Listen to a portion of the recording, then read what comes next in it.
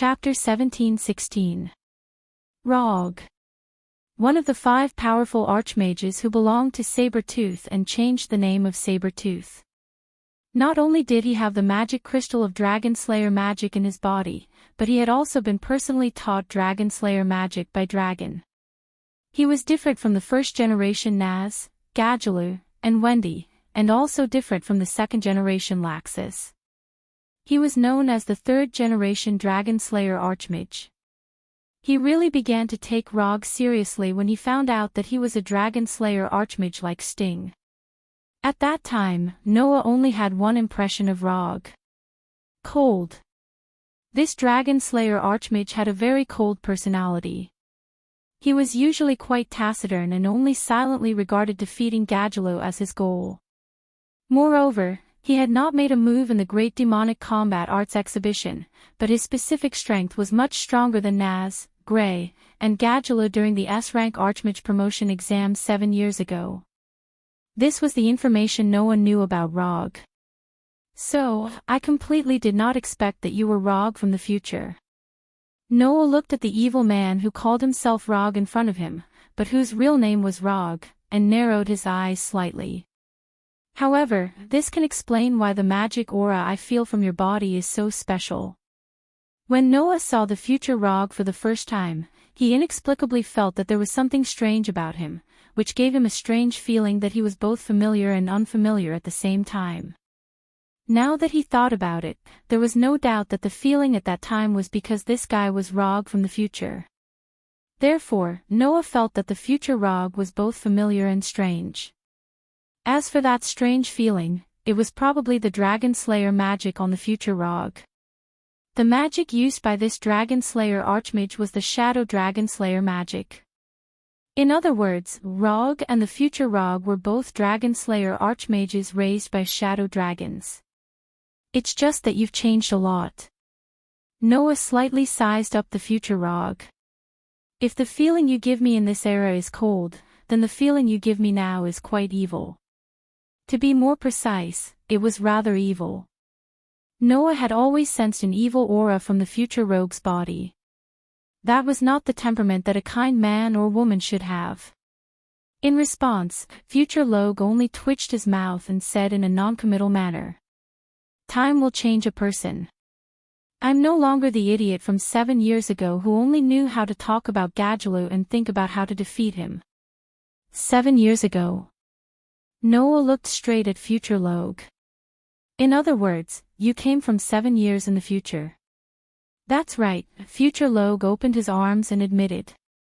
I transmigrated from the era 7 years later through the Eclipse Gate. Noah did not seem too surprised when he heard that. Instead, it was the future Rog who was surprised. You don't seem too surprised. The smile on future Rogue's face slowly disappeared. What? Haven't you always wanted to know about the solar eclipse project? You said it yourself. I want to know about the solar eclipse project. Noah glanced at future Rogue. I already know about the solar eclipse.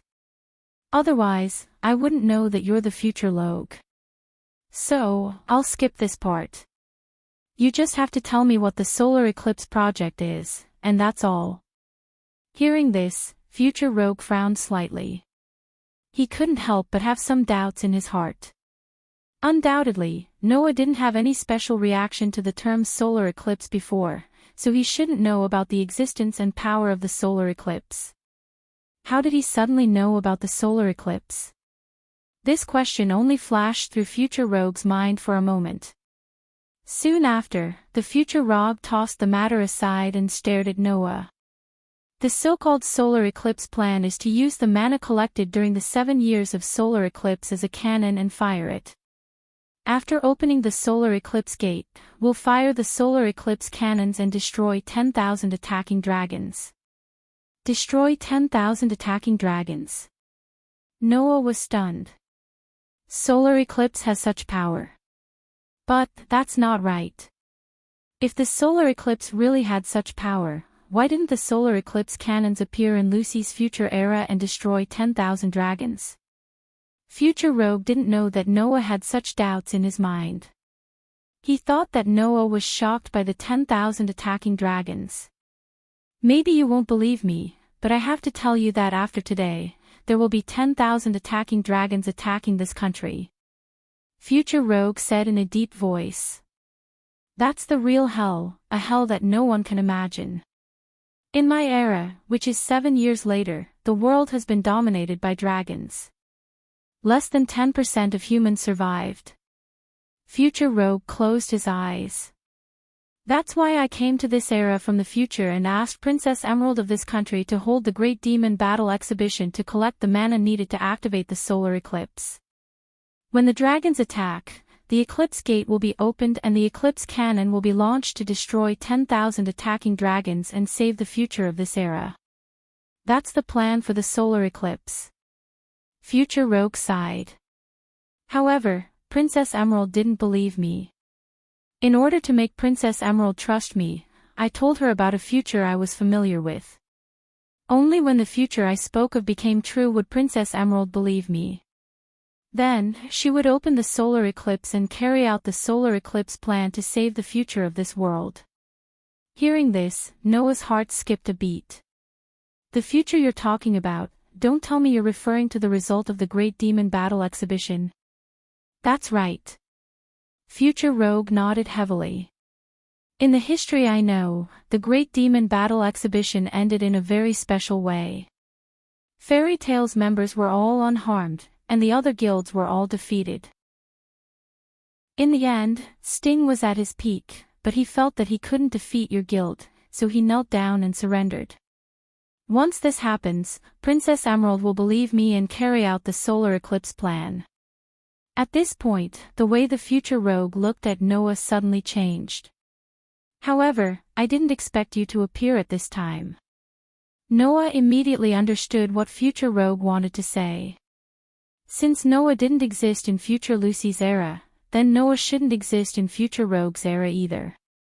Under such circumstances, if a person who didn't exist in the history that the Future Rogue was familiar with suddenly appeared and joined the fairy tale that played a very important role in the future and displayed astonishing power, the Future Rogue would definitely panic.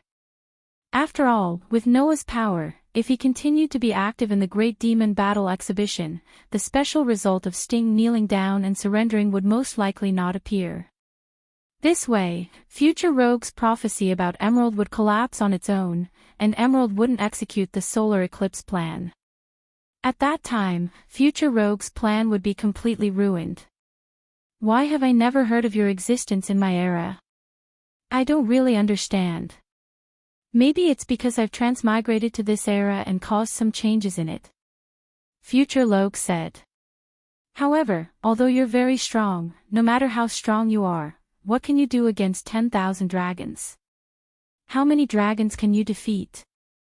10. 100. Future Rogue shook his head. Unfortunately, your opponent is 10,000 dragons. With your power alone, you can't change the future. Therefore, the solar eclipse plan must be executed, Rogue said resolutely. Because of this, I have to think of a way to make you leave the Great Demon Battle Exhibition and let the outcome of the Great Demon Battle Exhibition develop towards the future I know. All of this is to save this world and save the future. This is what you want to know. I've already told you everything, Future Rogue said sincerely. You should be able to understand my words, right? Noah fell silent. However, in the next second, Noah calmly spoke. Unfortunately, you're lying. Chapter 17:17. At that moment, the expression on Future Rogue's face froze. The atmosphere in the space suddenly became heavy, and the temperature around Noah and Rogue seemed to have dropped a little, giving off a feeling that they were ready to draw their swords at any moment. After a while, Future Rogue spoke with an unpleasant expression. What makes you say that? Don't you realize that your words contradict each other? Noah smirked. You just said that the solar eclipse can gather mana and fire it like a cannon, and that its power is enough to destroy 10,000 dragons, right? That's right. Future Rogue nodded.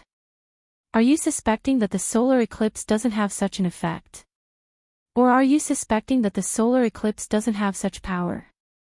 Basically, I'm suspecting both of these, Noah said as if he didn't notice Future Logue's unpleasant expression. If the solar eclipse really has the power to destroy 10,000 dragons, then in your era, you could have used this power to destroy the dragons, right? In my era, less than 10% of the human race was left. Even in this era, it would take 7 years to collect all the mana. How could we possibly collect all of it when less than 10% of the human race was left? The Future Logue asked loudly. That's not a reason for you to suspect me, right? You couldn't gather enough mana to activate the solar eclipse in your era. Noah looked at Future Logue with a faint smile. If that's the case, how did you come to this era? The Future Rogue suddenly froze. Since you were able to pass through the solar eclipse gate and come to this era, it means that you gathered enough mana to activate the gate in your era. Noah laughed coldly. Can't that mana be used to fire the solar eclipse cannon? In my era, the dragons had already taken over the world and were scattered all over the world, Future Logue said after a moment of silence. Even if there was enough mana to fire the solar eclipse cannon, it wouldn't be able to destroy the dragons that were scattered all over the world. Are you trying to say that the dragons would only gather at this time and attack the Fiori Kingdom? Noah looked indifferent. Then, even if 10,000 dragons were to gather and attack the Fiori Kingdom, it would be impossible for the solar eclipse cannon to cover the entire country and eliminate 10,000 dragons, right? Even if it couldn't eliminate all of them, it could at least eliminate most of them. Future Logue's tone became irritated. At this time, we should eliminate as many threats as we can. That way, the danger level would be much lower. I agree with you. Noah looked up and stared at the Future Rogue. As long as your real goal is to eliminate 10,000 dragons. Hearing this, the Future Rogue's expression darkened, and he sneered. In the end, you just don't trust me. Isn't that obvious? Noah smiled sarcastically. A person who can casually use the lives of 5 players from Raventail as bait to test me, and who can also use his emotions to threaten to kill the survivors of that guild and kidnap my companions without batting an eyelid. How can I believe the words of a person who is filled with evil energy? Not to mention, the so-called 10,000 dragons attack that you mentioned doesn't match the history that you told me before at all. Noah looked around him. You said that 400 years ago, the dragons were wiped out by Aconarolia. But now, 10,000 dragons suddenly appeared out of nowhere. That's a contradiction. So, I can only imagine that if what you said is true, how did the 10,000 WIRMS come about? Noah suddenly smiled. For example, how did the dragons' corpses come back to life? Noah then turned his gaze to the Future Rogue as he spoke. Another example is that, like you, they came from different eras through the Eclipse Gate. When these words came out of Noah's mouth, the heavy atmosphere in the air suddenly exploded. Whing! Black mist surged from Future Rogue's body and turned into a black wind. It was like a viscous swamp, but also like a rolling black wave. It surged violently towards Noah.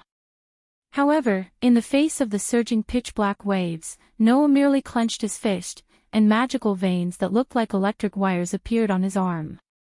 He then blasted them forward. Dong!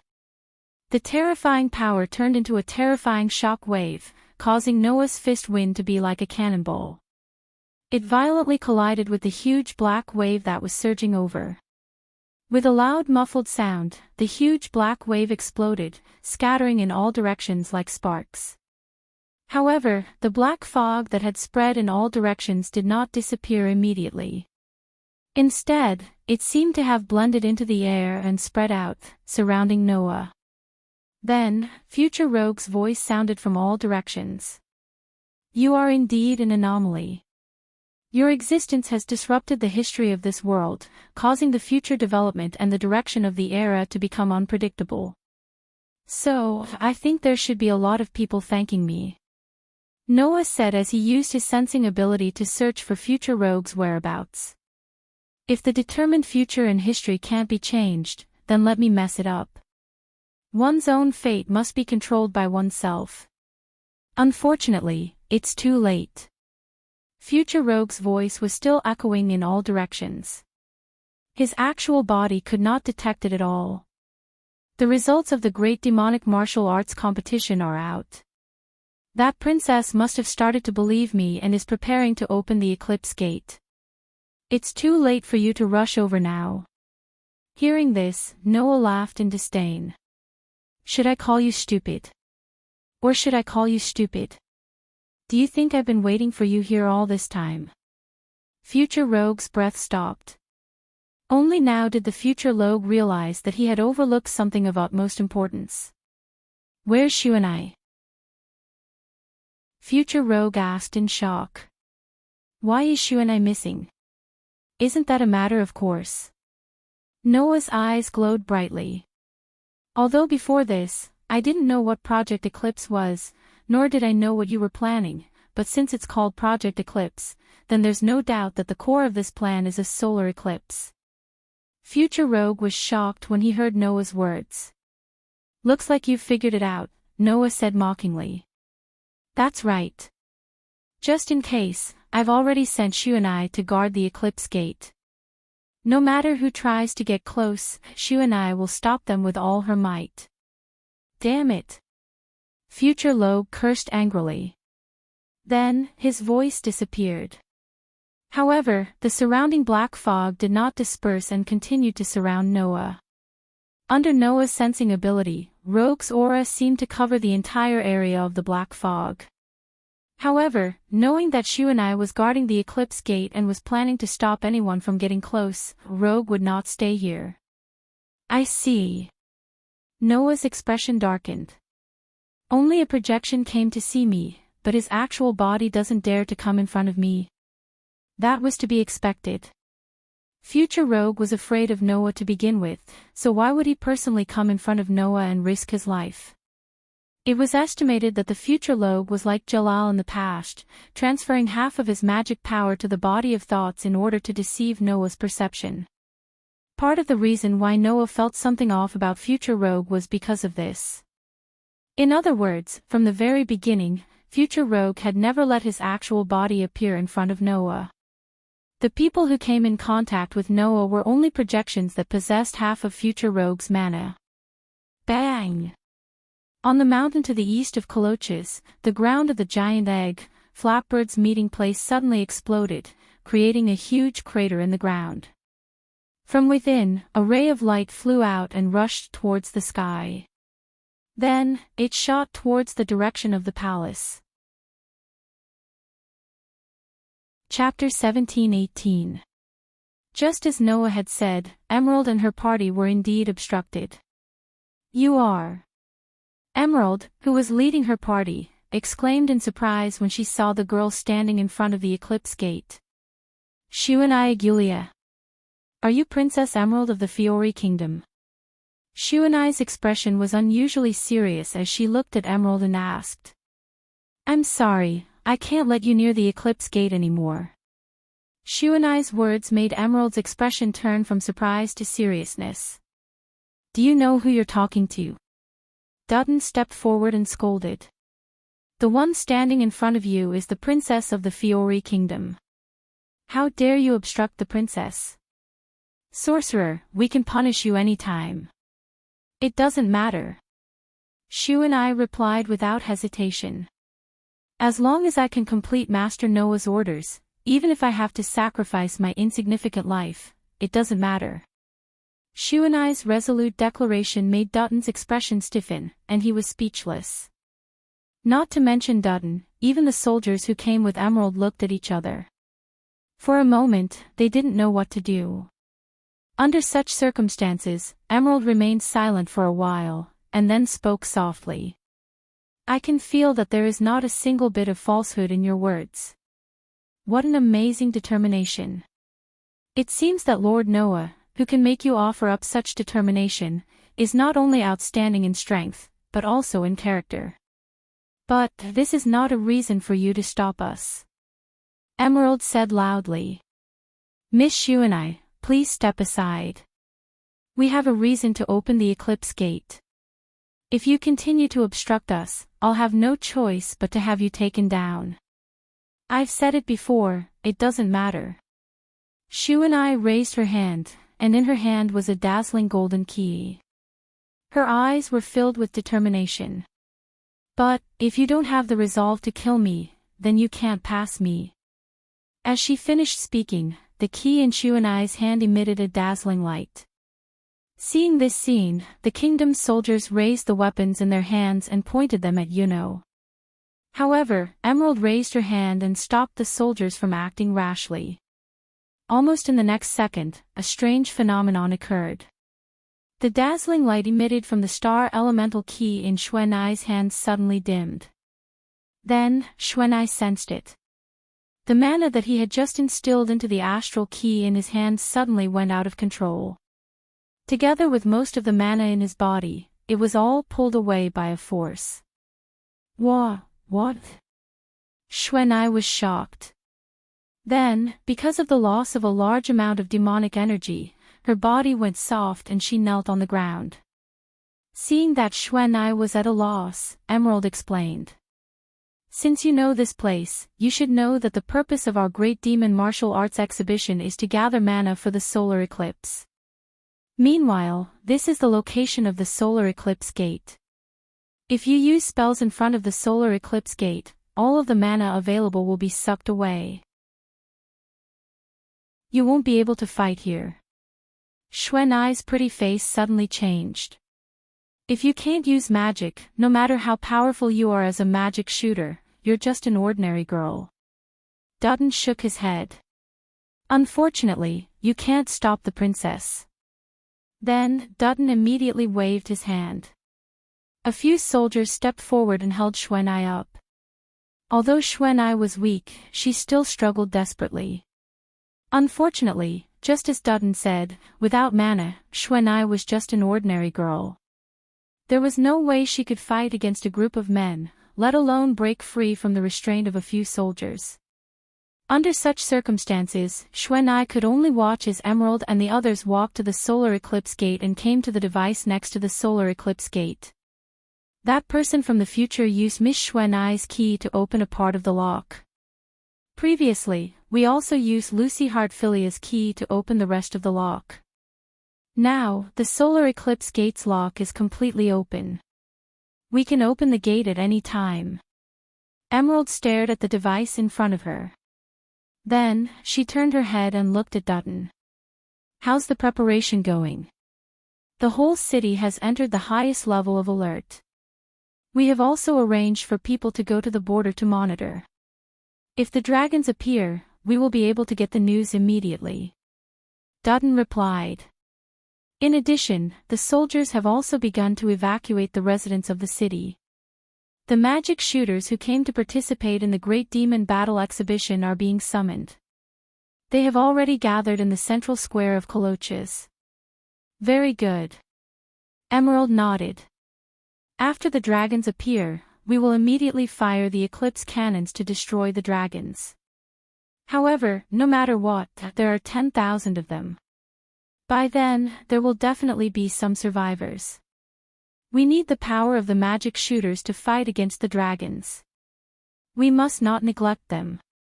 I understand. Dutton pondered for a moment, then glanced at the struggling Shuanai. However, that starling magic shooter seems to have agreed to Noa Doria's request to stop us from opening the gate. Should we treat Noa Doria and Fairy Tale as enemies? We must not do that. Emerald hurriedly said. Although I don't know what's going on, that Lord's power is much greater than that of an ordinary person. He will be our trump card to destroy the remaining dragons. Moreover, there are many powerful magic shooters in Fairy Tale. We cannot lose this powerful force. However, Noa Doria asked Shuanai Agulia to stop the gate from opening. Does this mean that he intends to make an enemy of the kingdom? Dutton frowned. When the time comes, what if he helps the dragons to fight against the kingdom? That lord may not know the true purpose of the Eclipse project, nor does he know that 10,000 dragons are about to attack. Perhaps, like you, he thinks that we intend to use the eclipse to change history. That's why he wants to stop us. Emerald looked at Dutton seriously. Could it be that you, who did the same thing as that lord, also intend to help the dragons to fight against the kingdom? Dutton was speechless. You can't be too presumptuous. Emerald raised her head and looked at the eclipse gate. I don't think that lord has any ill intentions towards us. Although he is different from us and possesses great power, he is still a human. He wouldn't just watch the dragons destroy our country and destroy this world. Your Highness is right. Dutton said helplessly. Then, what should we do now?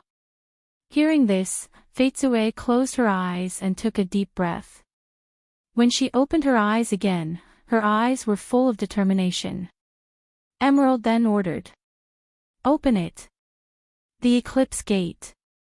Emerald reached out and grabbed the handle of the device in front of her. She twisted it and turned it on. Gotcha!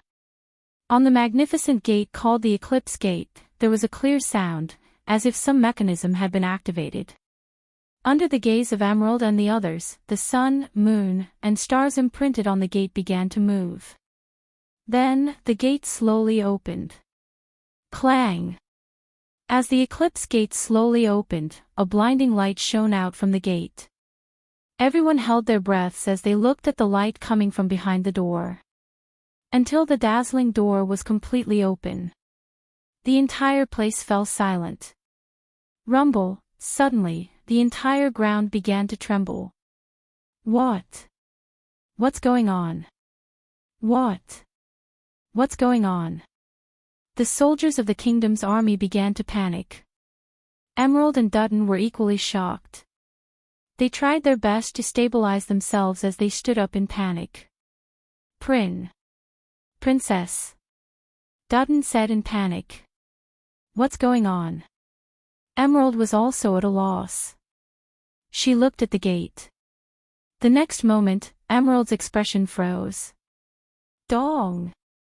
Following the sound of heavy footsteps, a ferocious dragon claw covered in scales reached out from the eclipse gate and landed on the ground. Chapter 17:19. Dong! When the ferocious dragon claw reached out of the huge door called the solar eclipse and slammed into the ground, an astonishing shockwave erupted from the center of the ferocious dragon claw, sending shockwaves in all directions. That impact was simply like a terrifying typhoon above the 12th grade. It was like an explosion, causing the entire ground to be shaken until cracks spread out like a spider web. Ah! The armed soldiers were all blown away by the shockwave amidst a series of cries and cries of agony. They were like pieces of trash as they were blasted away in an extremely clean manner. Xuanai, who was restrained by a group of soldiers, didn't even have time to react before the soldiers who were tightly restraining her were also sent flying. Instead, Xuanai broke free from her restraints and laid on the ground. As if she was in a typhoon, she was blown so hard that she couldn't even open her eyes. Because Jade was lying on the ground, she was able to avoid being blown away. But she could not close her eyes. She stared in the direction of the eclipse gate. Her eyes were full of shock. Under such circumstances, the ferocious dragon claw was raised once again, and its owner slowly walked out of the door. Not long after, everyone present, including Emerald, Xuanai, Dutton, and the soldiers who were blown away by the wind, saw it. A giant dragon walked out of the huge door called Solar Eclipse. In front of the shocked eyes of Fei and the others, the giant dragon that came out of the solar eclipse gate opened its pair of scarlet eyes. It raised its huge head and roared towards the sky. Roar, roar, roar. The deafening roar was like the sound of a bell announcing the end of this era. It turned into a sound wave that was loud enough to form a clear echo. It was like a substantial shock wave that erupted once again. At the same time, all the sorcerers and Colokas who were still in the city clearly heard the draconic roar that resounded across the sky. At that moment, the magic shooters from guilds all over the kingdom turned their heads and looked towards the source of the dragon's roar, which was the direction of the palace. Then, everyone saw this scene. They saw huge black shadows flapping their wings that seemed to be able to blot out the sun. They rode the wind and flew into the sky one after another. Moreover, as time passed, more and more huge black shadows soared into the sky from the palace. In the end, there were so many of them that they could form a wave. Until a certain moment, the huge black shadows that soared into the sky from the palace finally stopped appearing. However, the huge black shadows were so many that they filled the entire sky. In the next second, the huge black shadows roared towards the sky. Roar, roar, roar. An extremely terrifying roar transformed into a tangible sound wave that poured down from the sky. Like a tidal wave, it surged towards all of Colokas from all directions. At this moment, under the terrifying sound waves, the buildings began to shake and crumble. At this moment, the ground began to tremor under the terrifying sound wave. At this moment, under the terrifying sound wave, the magic shooters covered their ears and screamed. At this moment, under the terrifying sound wave, the magic shooters in Colokas all felt an indescribable chill in their hearts. Thus, the disaster began. Under everyone's gazes, the dragons that filled the entire sky all spat out breaths that carried various attributes but also contained terrifying power toward the city that was called the City of Flowers. Bam! Bam! Bam! Bam! The dragon's breath that descended from the sky landed on the buildings one after another, completely destroying them, setting off bursts of flames and setting off waves of impact. Amidst the continuous sounds of explosions, ruins were created one after another. In just a split second. In just a split second, the entire Colokas turned into a sea of fire. The high mages that had been thrown to the ground by that frightening burst of wind looked at Crocus, who had been perfectly fine a second ago, but now suddenly turned into a sea of flames. It was as if they had lost their souls, and they couldn't react. In the palace that was surrounded by waves of fire, Emerald knelt on the ground and looked at the ferocious dragons that filled the entire sky. She seemed to be in a daze as tears flowed down her cheeks. Seeing this, a huge question in Emerald's heart was finally answered. Why would the dragons, which were almost extinct 400 years ago, gather in groups of 10,000 to attack the kingdom of Fiori and rule the world 400 years later? The reason was simple. It was because the dragons that attacked did not belong to this era. They came here from another era through the Eclipse Gate. 400 years ago, the dragon clan still ruled the world, and Aconarolia had yet to appear. In other words, the purpose of the future person who advised Emerald was not to use the mana collected by the eclipse as a cannon to destroy 10,000 dragons. The real purpose of the future Rog was to borrow the power of the eclipse to summon 10,000 dragons from 400 years ago. However, it was unrealistic for the future Rog to gather all the mana to activate the eclipse by himself. Therefore, the future Rog used Emerald to get the kingdom to collect the mana for him. This is the real Eclipse project, the Eclipse project that belongs to me. After saying these words, the future Roger slowly walked out of the sea of fire and arrived in front of Faitsue, who had tears streaming down her face. Looking at the group of 10,000 giant dragons that blotted out the sky, Roger grinned and finally laughed out loud. Now, the Eclipse project that belongs to me is finally completed. A total of 10,000 dragons will be under my command. I will become the true Dragon King and rule this world. Emerald clenched her fists and stared at the future Rog with eyes full of anger and hatred. She squeezed out a voice with difficulty. What is your purpose? The future Rog suddenly smiled. His smile looked abnormally evil under the illumination of the fire. Then, the future Rog opened his mouth. I've said it before. In my era, the world was dominated by dragons. However, that didn't refer to a group of dragons formed by 10,000 dragons. Instead, it referred to the Dragon King who had once slaughtered the entire dragon race and was born from the blood of dragons Echanarolia. Emerald was shocked. Echanalia. The dragon that ruled the world in the future was not the 10,000 dragons, but the black dragon that was recorded in the Revelation. This is the truth. The future Rog narrowed his eyes. 7 years later, the world will be ruled by the Dragon King that exists only for slaughter and destruction. People will live in fear every day. In that kind of world, there is only despair and pain left. In order to escape from Echinalia's control, I created a secret technique that can control dragons, which is the so-called dragon control magic. The future Rog clenched his teeth and said with hatred. However, I don't know if it's because Echinalia's nature is human, or if it's because he's too powerful, my dragon control magic has no effect on him. In the end, I could only escape from the era of Echinalia's control and come up with a plan. The eclipse doesn't have the effect of a cannon. It's just a door that connects to time. The future Rog smiled as if he had gotten his way. Originally, by adjusting the time, we could enter the flow of time at will and go to any designated era.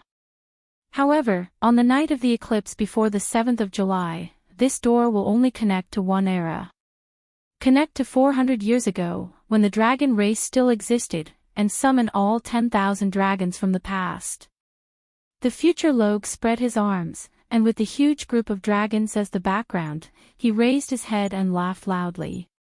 Next, I will use my dragon control magic to control the group of dragons and challenge Echinalia. At that time, I will become the new Dragon King and rule this world. After saying that, the future Rog grinned and raised his hand. His hand fluctuated with a black mist. Your Highness, thank you for helping me so much, but you're already useless. Rest in peace and die. As soon as he finished speaking, the black fog in his hand suddenly exploded and turned into a black arrow. Like a bullet, it violently shot towards Emerald who was kneeling on the ground. Emerald just stared blankly at this scene and didn't even think of resisting. At this moment, a black shadow appeared in front of Fei Chui and gently waved his hand at the black arrow that was coming towards her. Bang! The black arrow that could pierce through a human body was directly smacked away, turning into bits of black mist and disappearing. Your plan is quite thorough. A voice gradually sounded. I just don't know, have you ever thought about how those 10,000 dragons will die? Chapter 17:20. Huff, huff, huff, huff, huff. In the sky, the sound of giant dragons flapping their wings reverberated clearly in the surroundings, incessantly lingering in the ears. In the blazing sea of fire, the future Rogue stared at Noah who had suddenly appeared without any warning. He couldn't help but gasp in shock. So you came after all. Noah Dole. Noah didn't care about the future Rogue. He first glanced at Jade who was sitting on the ground, paralyzed. She had yet to recover from the shock of being used, then he looked at the person in his arms. In Noah's arms was Xuanai, who was still in a state of shock. She looked at the giant dragons in the sky for a long time, unable to recover from her shock. Clearly, Xuanai didn't expect that the so-called 10,000 giant dragons had actually come from the spacetime gate called the solar eclipse. They had come from 400 years ago to this world. Looking at Xuanai, Noah spoke softly. Where's future Lucy? Lord Noah. Xuanai finally reacted and answered truthfully. Future Lucy isn't with me. When we were guarding the solar eclipse, we found out that future Lucy was imprisoned by the kingdom. Hence, future Lucy went to save Lady Lucy. Is that so? Noah nodded calmly and helped Xuanai up from his arms. He protected her behind his back and looked straight ahead.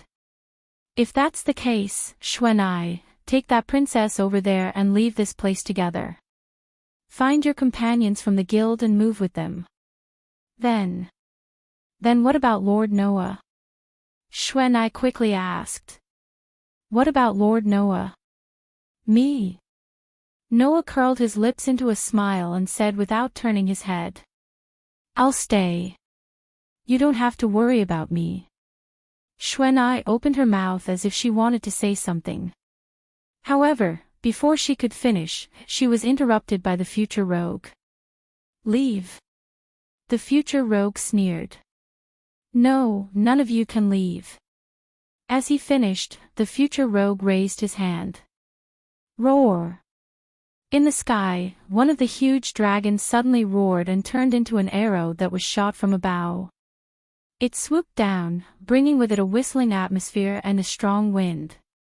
It was like a huge meteorite that rushed towards Noah. Lord Noah. Xuanai cried out in surprise. However, Noah merely coldly stared at the enormous dragon that was charging down from the sky toward him with an extremely powerful momentum. He clenched his hand into a fist. Whang! Magic patterns that looked like electric wires crawled up Noah's arm. After being strengthened by magic and the endless magical power provided by the third perpetual motion mechanism, at this moment, a terrifying power surged into Noah's arm. Bang!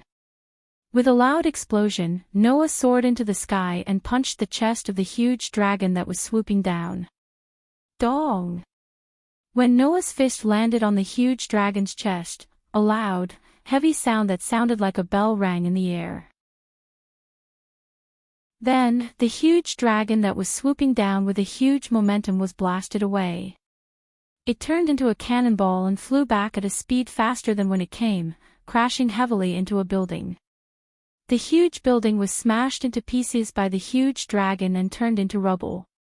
The huge dragon was buried in the rubble and could no longer be seen. The future rogue's expression froze on his face. Xuanai covered her mouth, and her eyes were filled with surprise. Even Jade, who had been sitting on the ground, widened her eyes and looked at Noah, who was slowly descending from the sky and standing firmly on the ground. Her eyes were filled with disbelief.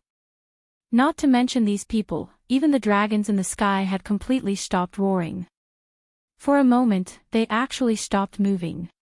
Under such circumstances, Noah raised his eyes and looked at the future rogue, and said sarcastically, "If you summoned a god, then maybe I would have to worry.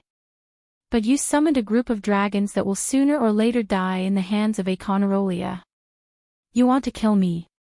Even if you summon 10,000 more, it won't be enough."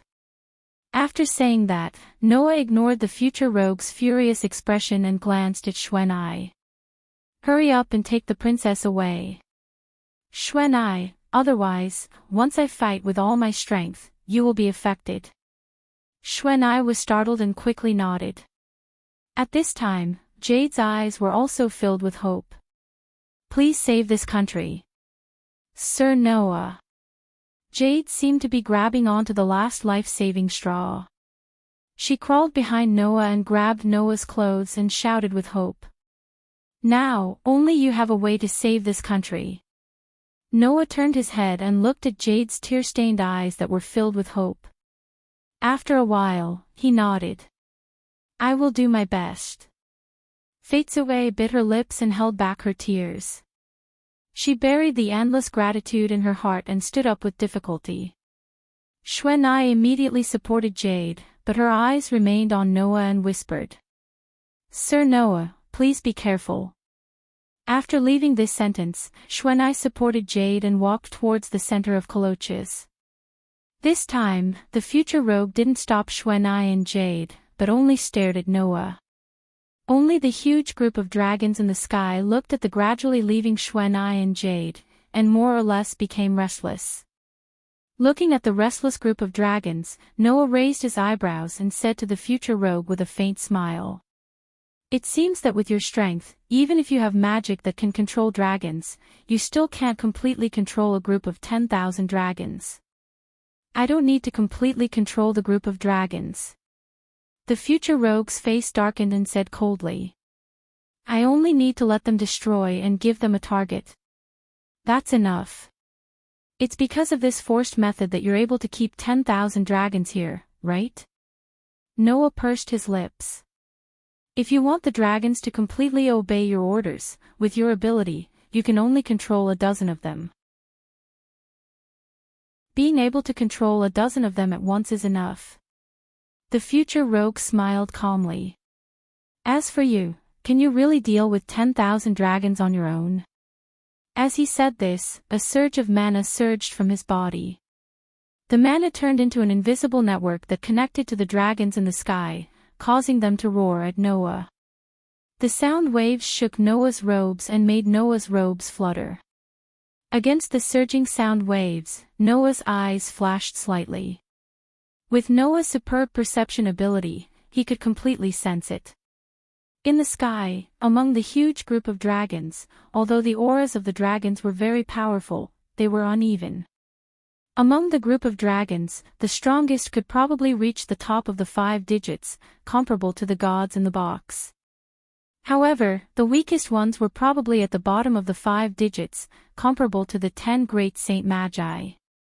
Although they were all in the 5 digits, the gap was just that big.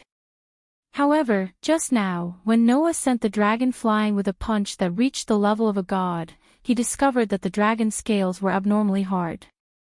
With the strength of the dragon's scales, there was probably no human archmage who could cause damage to them. Unless they were like Naz, Gadjaloo, and Wendy, who specialized in dragon-slaying magic. It's a pity that they're only in the 5 digits and can't pose a threat. At some point, a silver dagger appeared in Noah's hand. Aster, if it's you, you should be able to easily cut off those dragon scales, right? Of course. Aster's voice sounded in Noah's mind. I'm Master's sword. As long as Master swings his sword, there's nothing that Master can't cut open. Hearing this, Noah suddenly smiled and chanted softly. Cold Steel Queen, the holy sword that slays demons and demons, turn into a sword of steel and bestow me with divine power. A dazzling white light bloomed from the silver dagger, instantly illuminating the entire night sky. Looking at the dazzling radiance, Future Logue abruptly ordered. All of you, go. In the sky, the huge group of dragons roared and rushed down, covering the sky and covering the earth, towards the dazzling white light. The battle was about to start. Chapter 17:21. Thud. Thud, thud, rubble fell from the ruined buildings from time to time, smashing into the ground, causing a series of crisp sounds. The surrounding buildings were on fire, and the streets were filled with a sea of fire. Xuanai held on to Emerald and rushed towards the center of Crocus as fast as she could. Roar, roar, roar, roar. In the sky, deafening dragon roars continued to resound, causing waves of sound to blow into the sea of fire, fanning the flames. Xuanai held on to Emerald while braving the surrounding fire and wind. She lifted her head and looked up at the sky. In the sky, several giant dragons were constantly circling back and forth, breathing scorching hot breaths at the buildings below, destroying the city. Future Logue's dragon mastery magic could not control the large number of dragons in the end. Even though he forced most of the dragons to stay at the palace and hold the fort, there were still some that broke away and completely ignored Future Logue's orders, wreaking havoc in Crocus. The 10,000 dragons that the Future Logue had summoned from the era of 400 years ago were probably all dragons that viewed humans as food and livestock, and were against the idea of living together with humans. Therefore, these dragons did not hesitate to destroy this city that was filled with the aura of humans. There was no mercy at all. Under such circumstances, Crocus was constantly being destroyed by the dragon's breaths. Fortunately, Emerald had asked the soldiers of the royal army to evacuate the ordinary citizens in the city before opening the eclipse portal.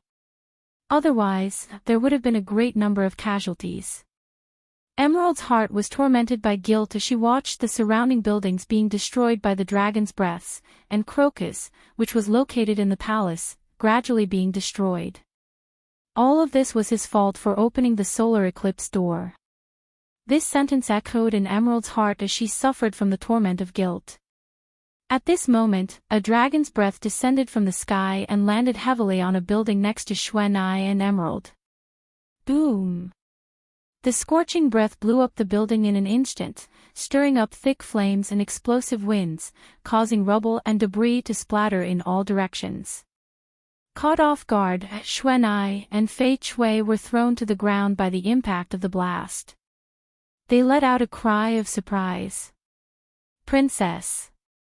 Xuanai struggled to get up and supported Fei Chui, who was beside her. Are you okay? I'm fine. Fei Chui shook her head and looked at the snow. Miss Xuanai, please don't bother with me and quickly run away. No. Xuanai rejected without hesitation.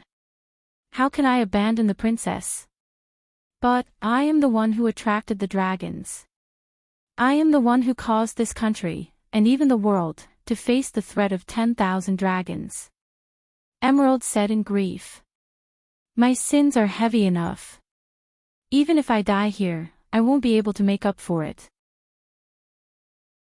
If you die to save me, I won't be able to face Lord Noah, who is fighting for this country. So, even if you're alone, please leave quickly.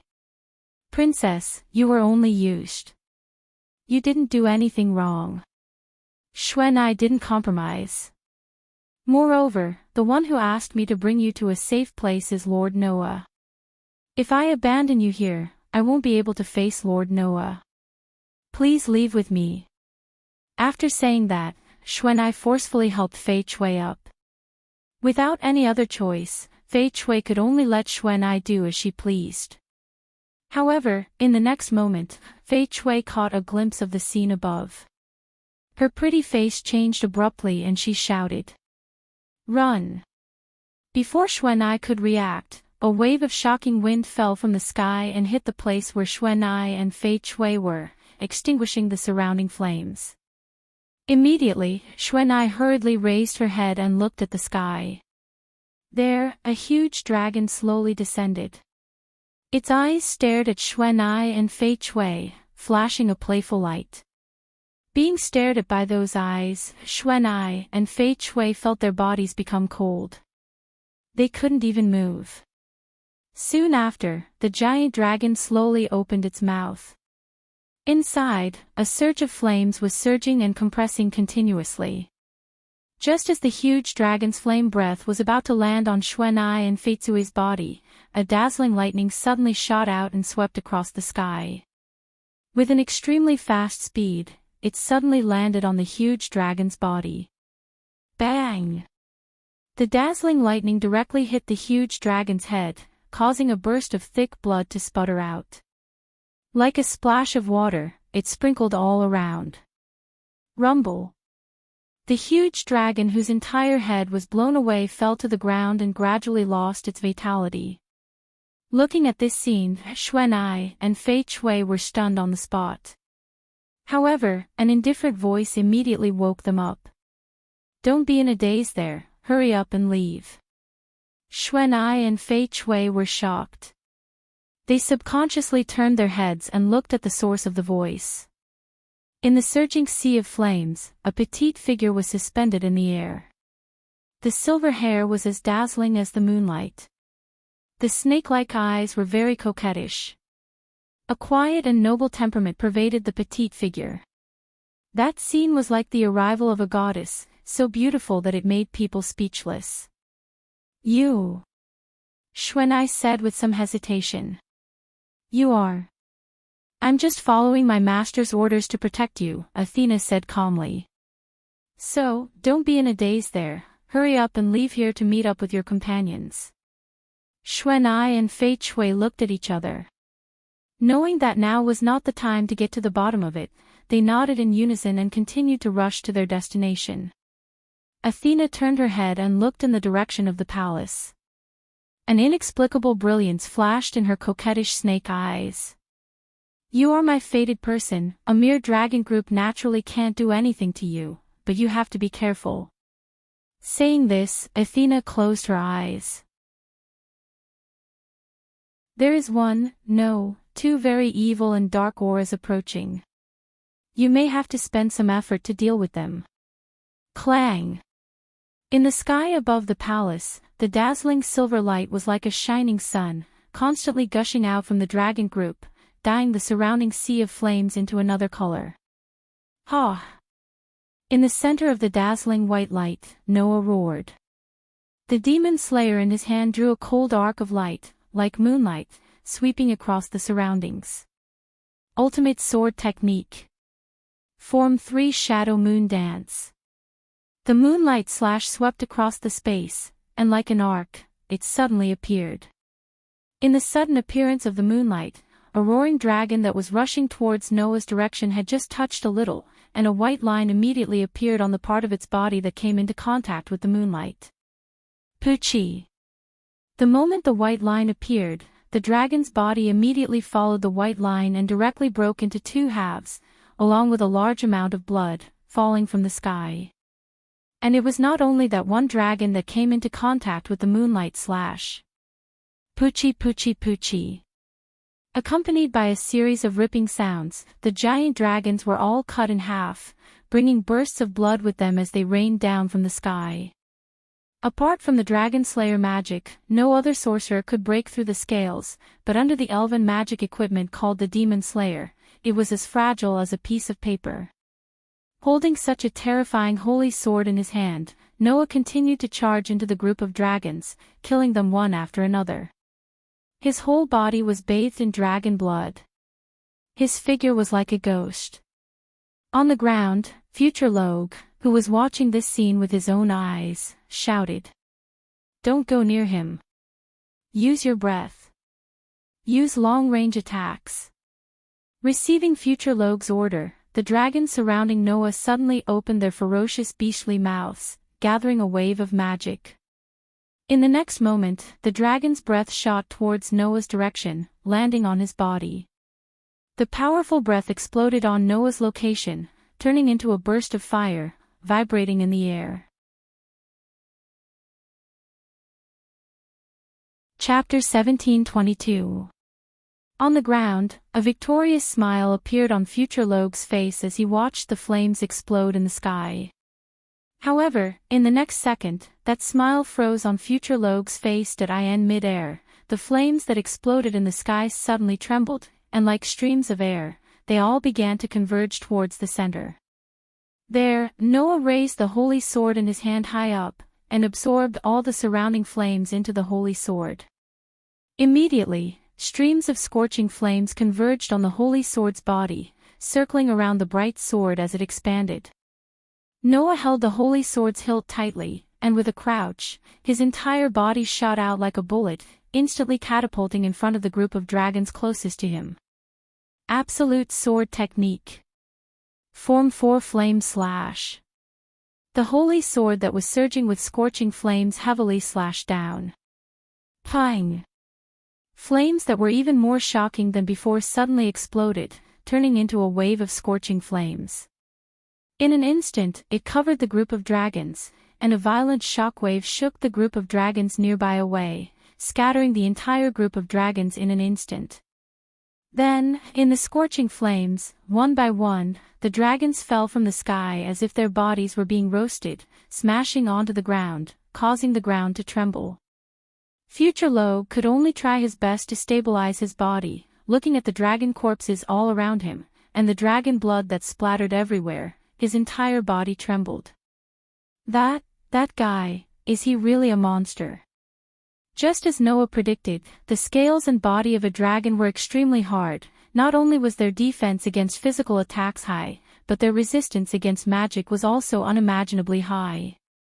Apart from the Dragon Slayer magic, it was almost impossible to find any magic that was effective against a dragon.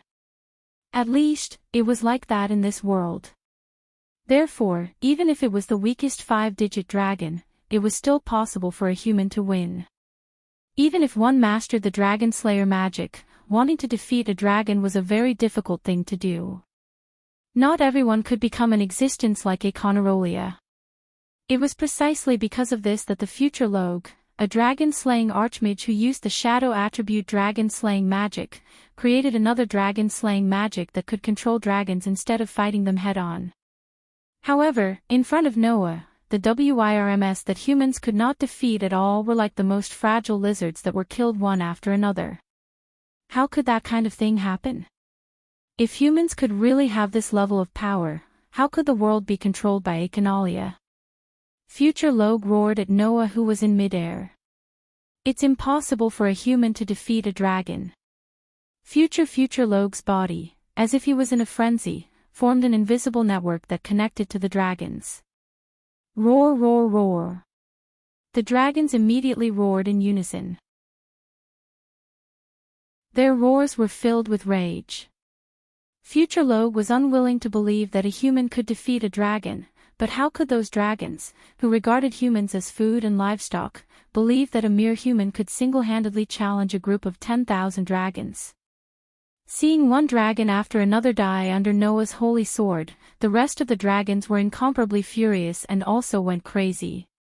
Therefore, there was no need for Future Logue to give the order. The giant dragons flapped their wings and charged towards Noah in groups. Noah's eyes flashed as he hovered in midair, his gaze sweeping the surroundings. As far as Noah's eyes could see, there were dragons charging in his direction from all directions, surrounding him in the middle. At that moment, Noah tightened his grip on the holy sword, and the divine power in his body was channeled to the maximum extent he could control, causing the sword to emit an unprecedented dazzling light, illuminating the entire night sky as bright as day. Then, one dragon after another rushed into the dazzling light. Clang! Sword light flashed in the space. Pang! A dragon's breath swept past. Poochie poochie poochie. Tearing sounds were incessant, causing the dragons to be cut in half one after another. Pang pang pang pang. Waves of explosions also shook the air, causing the astonishing flames to surge in the dark night, making it seem magical and illusory. Noah's figure was constantly flashing in mid-air, charging back and forth among the dragons. The holy sword in his hand was constantly swinging, and every time he swung, a dazzling sword light would be drawn, killing a dragon. Meanwhile, the dragons charged in Noah's direction fearlessly, spewing breaths of various attributes from their mouths, attacking Noah's figure that was too small compared to the dragons, causing explosions to ring out incessantly. However, as time passed, Noah didn't suffer any injuries at all. Even his physical strength seemed to be bottomless as he continued to charge, and charge. Compared to Noah, the dragons and the astonishingly large number of dragons were killed one after another, causing a large amount of blood to fall to the ground. On one side, there was a lone human. On the other side, there was a massive number of dragons. Originally, it should have been a completely different battle situation. In the eyes of others, there was a huge disparity in the battle, but it was a one-sided massacre by the humans. And this battle situation was predestined from the beginning. Comparing the advantages of both sides, it was easy to understand. Although Noah had lost his authority, sovereignty, ability value, and even his treasure vault, Astra was the strongest sword spirit that even the Elven King, who was the embodiment of the elements of the world, was afraid of. With the support of the third perpetual motion mechanism's spiritual core, and the support of unlimited divine power, this power was unleashed without any restrictions, and its power could be imagined. In addition, the sword dance of controlling the spirits belonged to the highest level of ultimate sword skills, and Noah could be ranked among the 4 digits. On the other side, the strength of the dragons was uneven. The strongest was at the top of the 5 digits, and the weakest was at the bottom of the 5 digits. However, in the situation where there were as many as 10,000 dragons, even if none of the dragons could be ranked among the 4 digits, they wouldn't be slaughtered by Noah alone. The problem was that although Noah had lost his authority, he still had the physique of a god slayer. Mysteries that didn't reach the level of a god couldn't be effective against Noah. Therefore, the magic of the dragons couldn't be effective against Noah, but Noah's elven magic device could easily break through the tough dragon scales that were almost impossible for humans to break. In this way, even if there were more dragons, how could they do anything to Noah? If Athena hadn't been sent by Noah to protect her companions in Castle, and if she didn't have the lightning of salvation and the heavenly sword of salvation in her hands, the dragons would have all died. Looking at the dragons falling one after another under Noah's sword, the future Logue was terrified. Monster, that guy, is definitely a monster. At this moment, in the eyes of the future Logue, a figure appeared behind Noah who was killing the dragons. That figure was none other than Econarolia. One was a human. The other was a dragon king. Both of them were monsters. Could it be that after being dominated by Econarolia, he, who had escaped to this era, would be defeated by a human? Don't joke around. The future Logue roared in anger. I definitely won't lose here again. After saying that, a burst of magic surged from the future Logue's body. At this moment, a figure suddenly appeared in front of the future Logue, stretched out his hand, and pressed his face. Noah, who was holding the silver holy sword, looked straight at the future Logue, his eyes full of coldness. So noisy. After saying that, Noah's hand suddenly tightened, and he directly grabbed the future Logue's face, lifted him up, and slammed him heavily on the ground. Bang!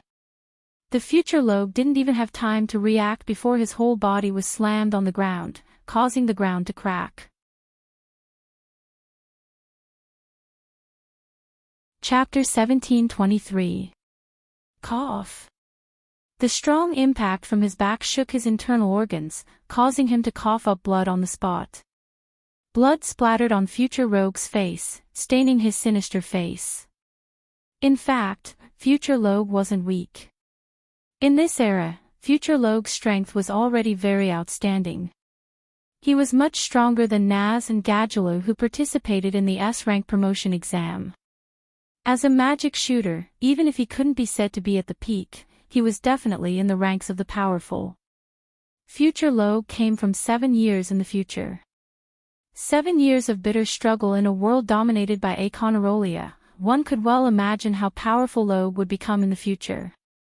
At least, with future Logue's strength, it wouldn't be strange to say that he could stand shoulder to shoulder with Alusha and Kagura.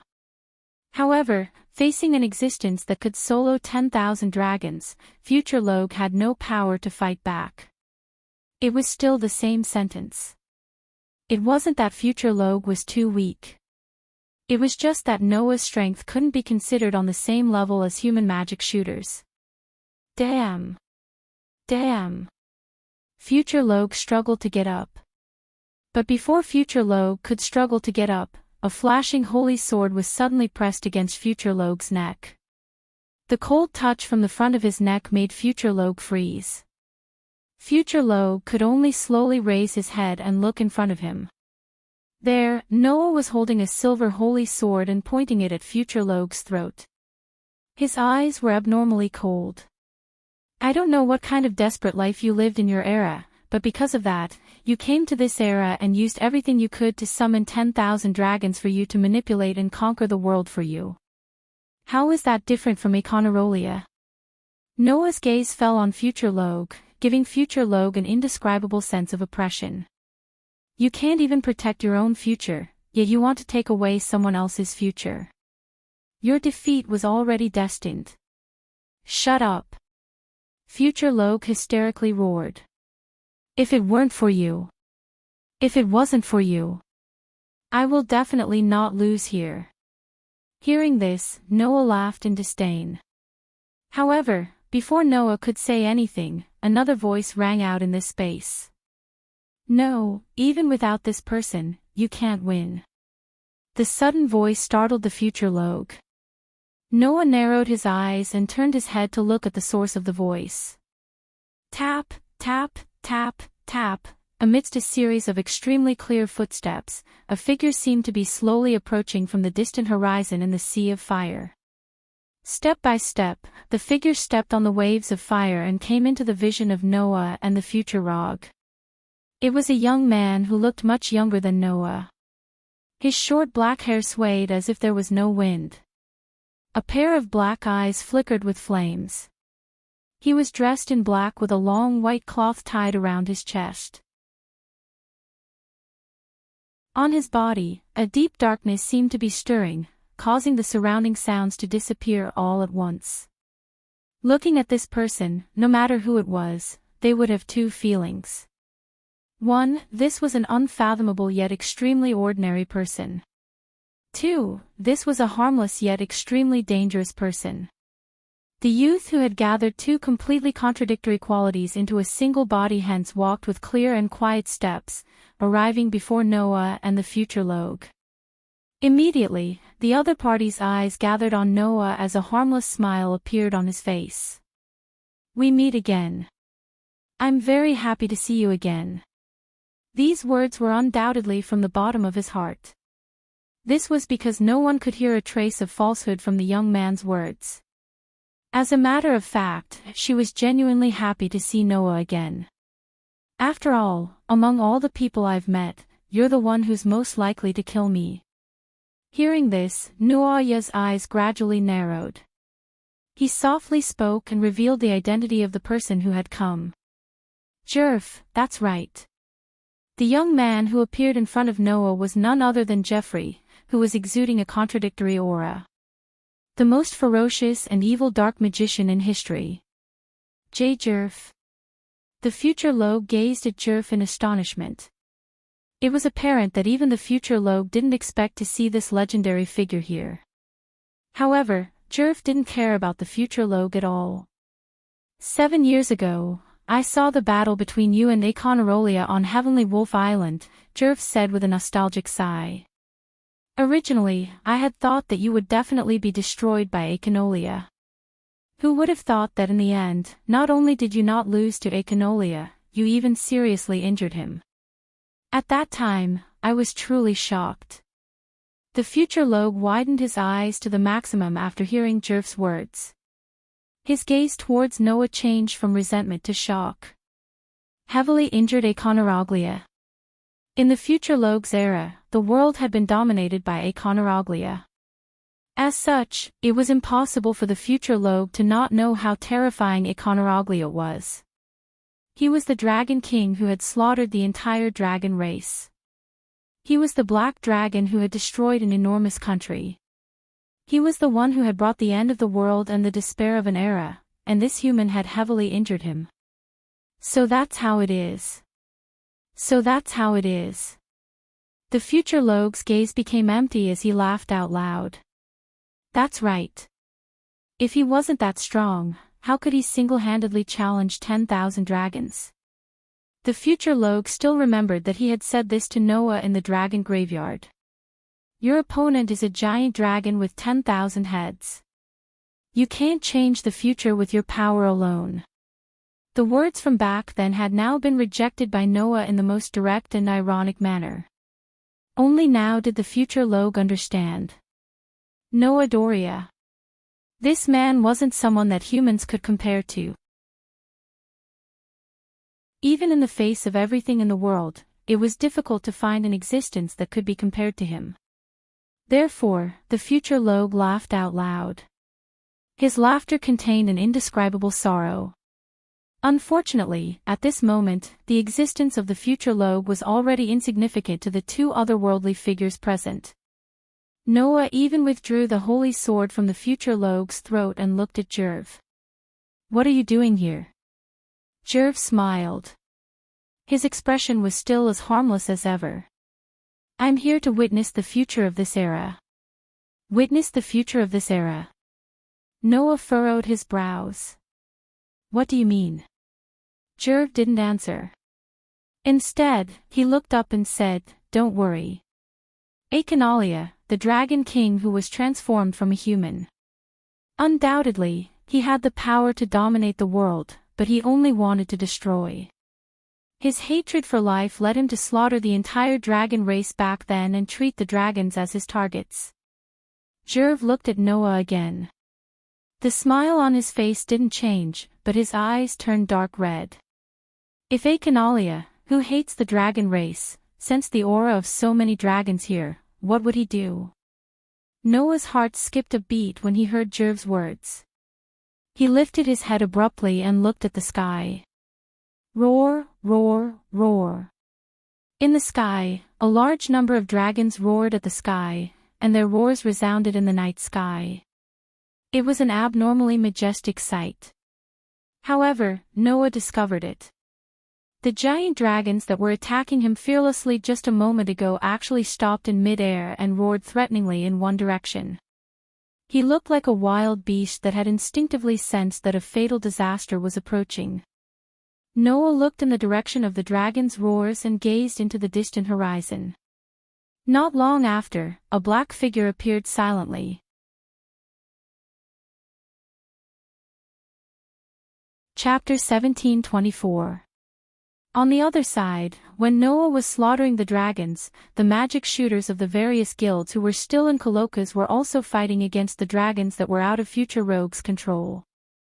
The location was in the central square of Coloccas. When the entire Coloccas turned into a sea of fire, only this square was still guarded. This was because the magic shooters from the various guilds in the kingdom were using this square as a base to fight against the attacking dragons. Roar! Accompanied by a series of roars, the three giant dragons surrounded the square in three directions and breathed out scorching hot breaths in the direction of the square. Roar of the fire dragon. Roar of the iron dragon. Roar of the sky dragon. Roar of the thunder dragon. Roar of the white dragon. Roar of the shadow dragon. Almost at the same time, in the square, several breaths that contained different attributes also burst out. Flame breath from Naz. Steel breath from Gadjalu. Hurricane breath from Wendy. It was the thunder breath of Raxus. It was Sting's holy breath. It was Logue's black shadow breath. A few breaths rose up in unison, clashing fearlessly with the incoming breath of the huge dragon.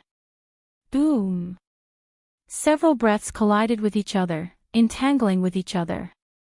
Then, in a simultaneous explosion, they exploded, setting off dense flames and shockwaves that shook the entire atmosphere. In the center of the square, the high mages from the various large guilds could only resist the berserk impact and the waves of fire while helplessly watching Naz and the other dragon-slaying high mages bitterly fighting the dragons. They could only stand there and feel anxious. It wasn't that the magic shooters from the various guilds didn't want to help, but they had already tested it before.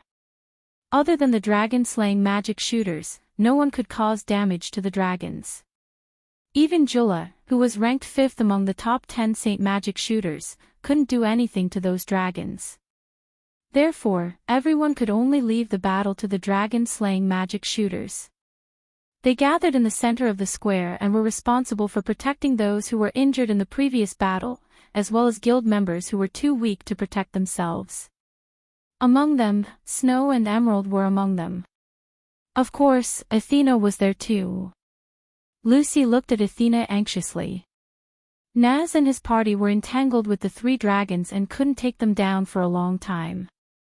Instead, they were suppressed by the three dragons, and Lucy looked at Athena anxiously. Hey, can't you think of something? Lucy's words caused everyone to focus their attention on Athena. This was because not long ago, there weren't only 3 dragons here. Instead, there were more than a dozen dragons besieging this place. Being besieged by more than a dozen dragons, one could imagine how critical the situation was at that time. However, at that moment, Athena arrived with Yukino and Emerald. She instantly unleashed a dozen lightning bolts. Everyone saw with their own eyes that the lightning released by Athena easily killed the dragons that the magic shooters from all over the kingdom couldn't even peel off a single scale with their combined power. At that time, everyone was stunned. However, before everyone could react, another 3 giant dragons descended from the sky and began to attack. This time, Athena didn't make a move and quietly stood aside, allowing Naz's party to fight. If Athena was willing to make a move, then the 3 dragons that were suppressing Naz's party would have died long ago. In this regard, Athena just calmly spoke. I didn't receive any orders to destroy the dragons. Master's order to me was to protect your safety. If there is danger, I will make a move. But if there is no danger, then whether you fight or not is up to you. It has nothing to do with me. Hearing this, everyone became more anxious, but there was nothing they could do. What they didn't know was that Athena also had her own reasons for not making a move. Although she was sent by Noah to protect these people, Athena couldn't actually use her power. If she didn't obtain divine might from Noah, then Athena wouldn't be able to do anything at all. It was because of this that Athena tried her best to avoid making a move. Even if my fated person has unlimited energy, if he keeps providing it to me, it may affect the part that he can use. Now, he is in the middle of a battle. If possible, I have to avoid using my power as much as possible. Athena glanced at Naz, Gadjalu, Wendy, and the other Dragon Slayer Archmages with some interest in her eyes.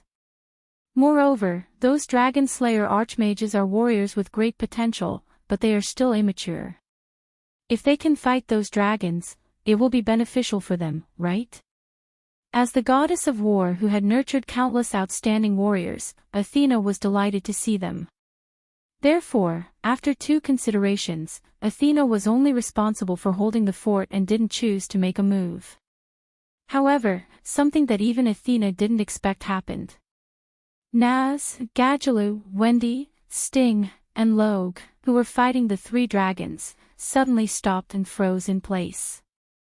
In the next second, the 5 of them knelt on the ground at the same time, holding their hearts and groaning in pain.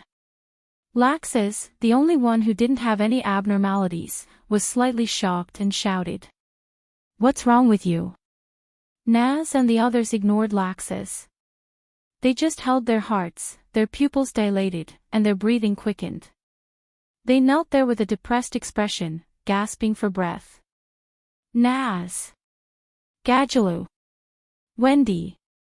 The group of fairy tale archmages were shocked. Just as they were about to rush out, they were immediately stopped by Athena. "Don't go." Athena looked at Naz and the others with a coquettish glint in her eyes, and a look of surprise and doubt appeared on her young and pretty face. "There's another soul awakening in their bodies." As soon as she said this, a strange phenomenon occurred. Roar, roar, roar, roar, roar, a terrifying roar that was different from the other giant dragons and seemed to be able to shake people's souls resounded throughout the world, causing the world to suddenly tremble. Hearing this roar, everyone seemed to be stunned. They froze on the spot, and their eyes widened to the maximum. The main force members of Fairy Tail were stunned when they heard this roar, and cold sweat dripped down their faces. This was because the main force members had an impression of this voice. And this voice resounded, causing the pain on the faces of Naz, Gadjalu, Wendy, Sting, and Roger to become even more intense. Their heartbeats also sped up, causing the clear sound of their heartbeats to shake from their bodies. Then, Athena raised her head, looked at the sky, and whispered softly. "The evil aura is here." Hearing this, everyone present raised their heads and looked at the sky. They saw that in the night sky, in the thick clouds, a huge black shadow emerged from it, descending against the whistling wind. The pitch-black dragon wings shook the world. Its entire body was pitch black, and there were mysterious blue patterns everywhere.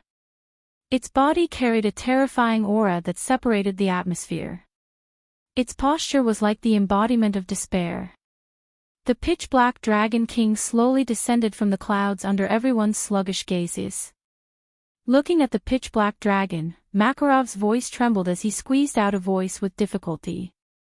Econarolia, as if it could hear Makarov's call, the descending Econarolia lowered its ferocious head and looked in the direction of the square. Looking at the 3-headed dragon surrounding the square, Econarolia's eyes flashed with hostility. "Not good." Athena was startled. "It's planning to attack." Before she could say this sentence, in the sky, Econarolia suddenly opened its ferocious dragon mouth, and a terrifying light of destruction fluctuated from within. In the next moment, the light of destruction turned into a breath and fell from the sky, directly falling in the direction of the square. At this moment, no one in the square could move. Everyone could only stare blankly at the breath fluctuating with terrifying destructive energy descending from the sky, and in their hearts, despair gradually grew. Athena's pair of bewitching snake eyes flashed, and her body finally surged with phosphorescent divine power. Wang! At this time, a huge beam of light violently shot from another direction, rubbing against the air, flashing through space, and fiercely attacking the breath of destruction falling on the square. Boom! The two magic power beams collided in midair, stirring up surging waves of fire, setting off a violent impact, causing everyone in the square to be shaken to the ground, letting out mournful cries. The divine power on Athena's body suddenly stagnated, and a faint smile appeared on her tender face. You came. As soon as he finished speaking, a figure flew down from mid-air and landed in front of everyone. Raising his head and looking at the pitch-black dragon, Noah's eyes bloomed with a cold light.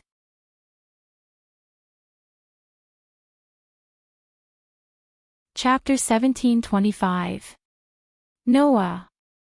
The group of fairy tales magic shooters were pleasantly surprised. Noah Dole. The sorcerers of the other guilds were also overjoyed. However, Noah didn't have the spare energy to care about the others. He only looked at the pitch-black dragon king in the sky and tightened his grip on the holy sword. In the sky, Echinolia also saw Noah, who had suddenly stepped forward. To Echinolia, a human was just an ant, not worthy of his attention. Even dragons were prey to Echinolia, let alone humans who even dragons couldn't resist. Therefore, Echinolia definitely wouldn't look a human in the eye. However, at this very moment, Echinolia was staring at Noah below. Echinolia clearly remembered that human's appearance. 7 years ago, on Heavenly Wolf Island, it was this human before his eyes who had stopped him when he was planning to destroy him, and even heavily injured him. It took Echinolia several years to recover from his injuries. Taking a closer look, although the wounds inflicted by Noah's parting sword, E.A., had already healed, there were still some scars left on Echinoalia's pitch-black body that was covered with mysterious patterns. Recalling the pain he suffered at that time, Echinoalia's eyes immediately turned red. Roar, roar, roar, roar, roar. The roar that was enough to shake a person's soul resounded once again, turning into a rolling sound wave. With a shock, it actually dispersed the thick clouds in the night sky in an instant, setting off a violent airflow that surged in all directions. Immediately after, Echinolia, with a ruthless aura all over his body, charged towards the square below like an arrow that had been shot from a bow. The pitch-black giant rubbed against space, and it was like a meteorite falling from the sky. Sparks flew as it rubbed against the outline of Echinoalia's body, shaking the entire space while explosively descending. Its momentum was extremely terrifying. Undoubtedly, Echinoalia was still at least a few hundred meters in the air, but the violent airflow set off by his body had already reached the square, making the group of magic shooters unable to open their eyes. Such momentum was not something that the WIRMS summoned by the future Lo could compare to. The evidence was that the 3 dragons surrounding the square had already retreated with a low roar, their faces filled with fear. Noah was the only one present who could withstand the violent waves of air that were roaring towards him. His dark and deep eyes grew brighter and brighter. Then, Noah poured all the divine might he could into the demon slayer in his hands. Clang! A gorgeous white light shone, illuminating the entire square. At this moment, Noah gathered a portion of the divine might under his feet, before releasing it in one breath. Bang! The released divine might transformed into a powerful shockwave that shattered the ground. Shio! Immediately after, Noah's entire body shot towards the horizon at an astonishing speed, the demon slayer, in his hands rising with a spiral-shaped phosphorescence. Absolute sword skill. Form 7 Dragon Bite. Dragon Bite. That was an absolute sword skill used in the air. When the opponent was in a high position, or even launched an attack while flying, this ultimate sword technique would negate the opponent's advantage of being in the air. Instead, it would absorb the inertia of the attack that was strengthened by gravity, turning the opponent's advantage into its own. Thus, Noah, who had soared into the sky, and Akenrolia, who had descended from the sky, fiercely collided in midair under everyone's gaze. Boom! An astonishing muffled sound resounded, shaking everyone's eardrums, making them raise their hands and cover their ears, letting out blood-curdling screams. And in midair, a shockwave shook like an explosion, spreading out in a ring shape, annihilating the sea of fire below. It was terrifyingly powerful. Noah and Akenrolia simultaneously flew out from that ring-shaped shockwave. One heavily fell on the ground, shattering it, while the other was shaken back to the sky with a sharp sound. He forcefully flapped his dragon wings, stopping with great difficulty. The head-on collision between a human and a dragon king ended in a draw. This result not only made the crowd of magic shooters shocked, but also made Akenrolia furious. Roar, roar! A terrifying roar full of anger resounded through the sky.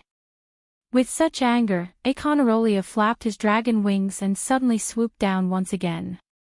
Noah merely curled his lips in response, but there was no trace of a smile in his eyes. He once again stomped on the ground, turning it into a bullet that shot out of the barrel and shot into the sky. Suddenly, one human and one dragon turned into streaks of light, spiraling in the air like two thunderbolts, repeatedly colliding with each other. Boom, boom, boom, boom.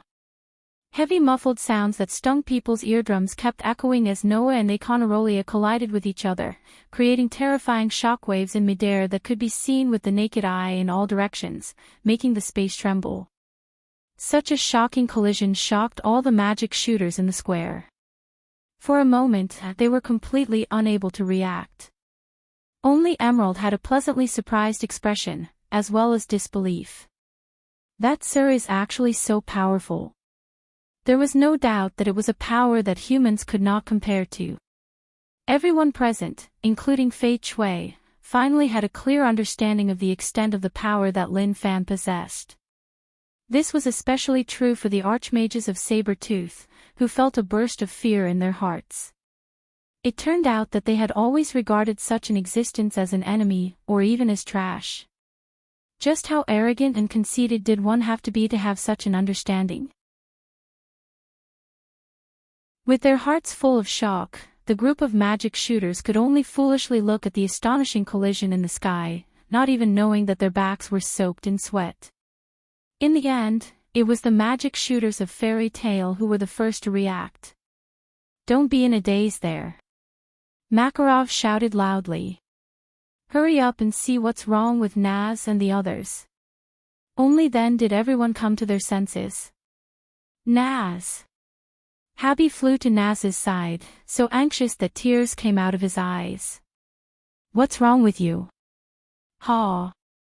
Ha!" Naz could not reply normally at all. He just clutched his heart and knelt on the ground, gasping for breath while squeezing out a voice with a face full of pain. I don't know either, all of a sudden. What happened?" Gadgelu's face was also full of pain as he desperately gasped for breath. "My heart feels like it's about to explode, ugh." Wendy groaned in extreme pain and spoke with difficulty. It seems like something is about to come out." Seeing Naz, Gadgelu, and Wendy kneeling there, clutching their hearts in pain, their breathing became more and more rapid. Even Sting and Roger were like this, everyone was anxious. Thump thump thump thump thump thump. A very clear heartbeat sounded from the group of dragon-slaying magic shooters. Everyone could only watch this scene unfold at a loss, but there was nothing they could do to help. On the side, Athena had been staring at Naz and the others. The next second, Athena suddenly spoke. "It's coming." Everyone was stunned. Naz, Gadgelu, Wendy, Sting, Roger, and the others suddenly held their breaths. Og! Og! Suddenly, Naz and the others let out painful cries in unison. Amidst the cries, the 5 of them suddenly burst out with astonishing light, turning into a beam of light that rushed into the sky.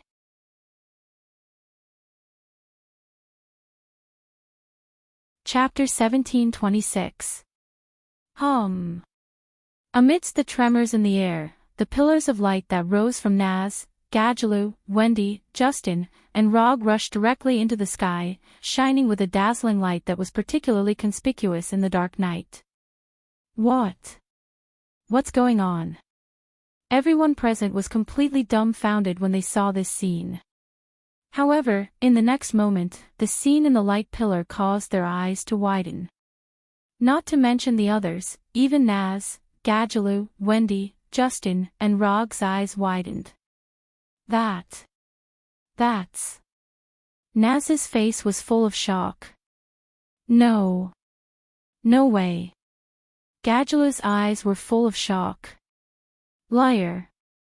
Wendy covered her mouth as tears began to well up in her eyes. Even Justin and Rog were in disbelief as if they couldn't believe their eyes, and their bodies began to tremble slightly. Hum. The tremors continued to sound in the air, causing the pillars of light that rose into the sky to begin to dim. However, as the pillars of light dimmed, the huge figures in the pillars of light slowly appeared under the night sky and were imprinted in everyone's eyes. They were actually dragons. They were dragons with completely different appearances. They were fire dragons that were red like flames and were extremely robust, with wisps of flames lingering around their bodies. They were iron dragons that seemed to be made of steel and were extremely smooth without any traces of scales. They looked like large reptiles covered in feathers, and even their wings were like those of birds. They were heavenly dragons made of feathers. They had dragon heads and antlers like the divine dragons of the East, and their bodies were sparkling and translucent like seawater. They were shadow dragons that were undulating with some black flame-like mist and had an extremely dense and profound feeling. These 5 dragons slowly emerged from the 5 pillars of light, flapping the dragon wings behind them, suspended in the air, and slowly opened their eyes. Looking at the 5 dragons, everyone present was in a daze. That was because the 5 dragons in front of them were completely different from the other dragons. Although everyone present could clearly sense the powerful aura and pressure from the 5 dragons, no one felt any danger from them. It wasn't that these dragons didn't have the ability to harm humans, but humans instinctively understood. These dragons wouldn't harm innocent lives. Naz, Gadjaloo, Wendy, Justin, and Rog trembled all over as they looked at the 5 dragons and clenched their fists. Naz stared at the leading fire dragon and said in a hoarse voice, "Igonial." Gadjaloo stared at the steel dragon, and his voice was full of disbelief. Metallicana, Wendy stared at the heavenly dragon that was covered in feathers, and tears finally fell from her eyes. Grandine, Justin and Rog looked at the remaining dragons, respectively, and their lips trembled, but they still called out their names. Boslogia, Xiadora, those names were all too familiar to the dragon-slaying archmages who were raised by dragons. That was because these names belonged to their parents. These dragons in front of them were the parents of Naz, Gadjaloo, Wendy, Justin, and Rog. Although they were dragons, they loved humans deeply. They raised Naz and the others, who were humans, and taught them dragon-slaying magic.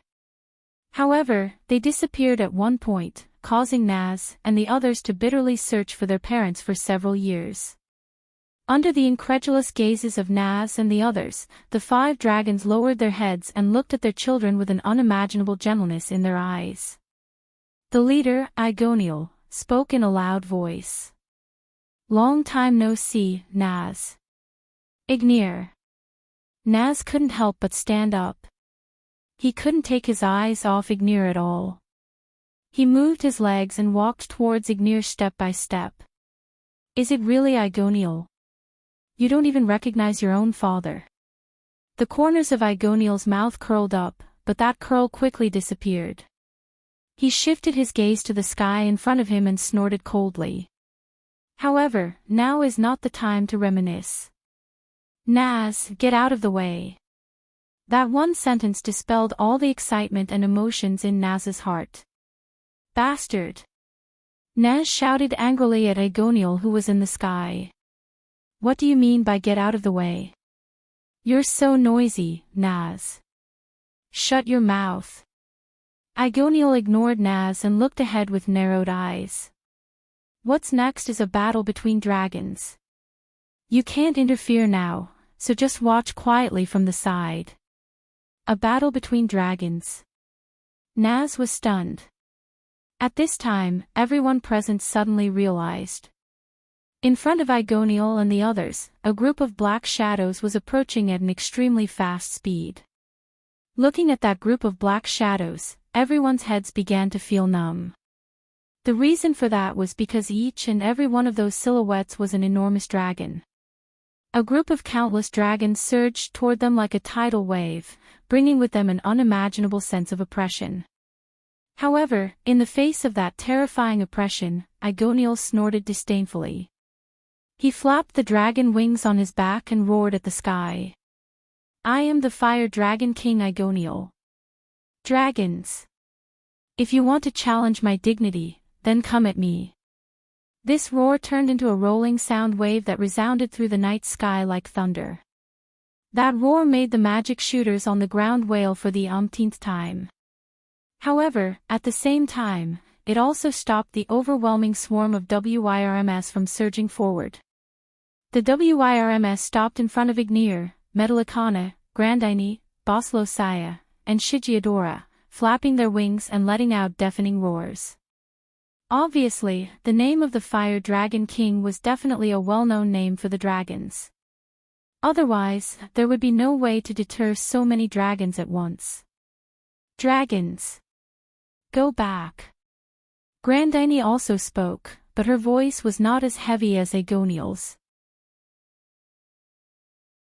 Instead, it was as gentle as an old woman's.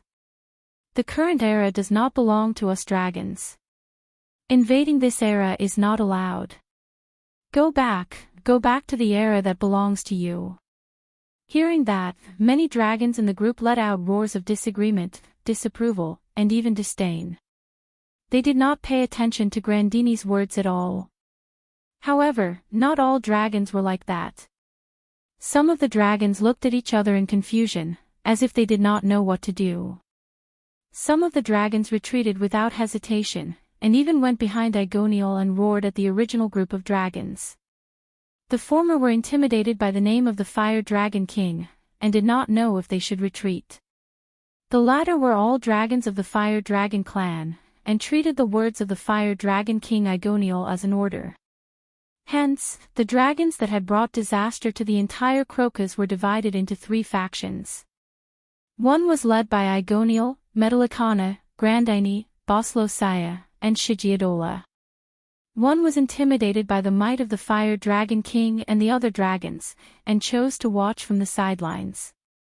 Another one roared bravely at Agoniel and his group, and issued a challenge, charging in their direction.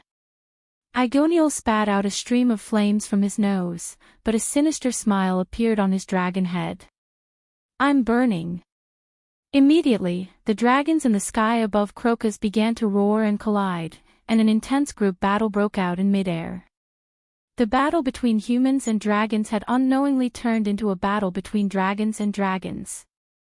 On the other hand, the humans could only stay on the ground and watch this scene in a daze, completely at a loss for what to do. Under such circumstances, in the sky, at a place higher than the clashing dragons, the most intense battle was also going on. However, that battle was no longer a battle between dragons, but a battle between humans and dragons. There was only one person who was watching the battle. That was the dark magic shooter who stood at the top of the palace, facing the wind. Looking at the sky that had turned into a battlefield, Jerf murmured softly. If you can defeat Akinalia, then you can definitely help me fulfill my wish, definitely.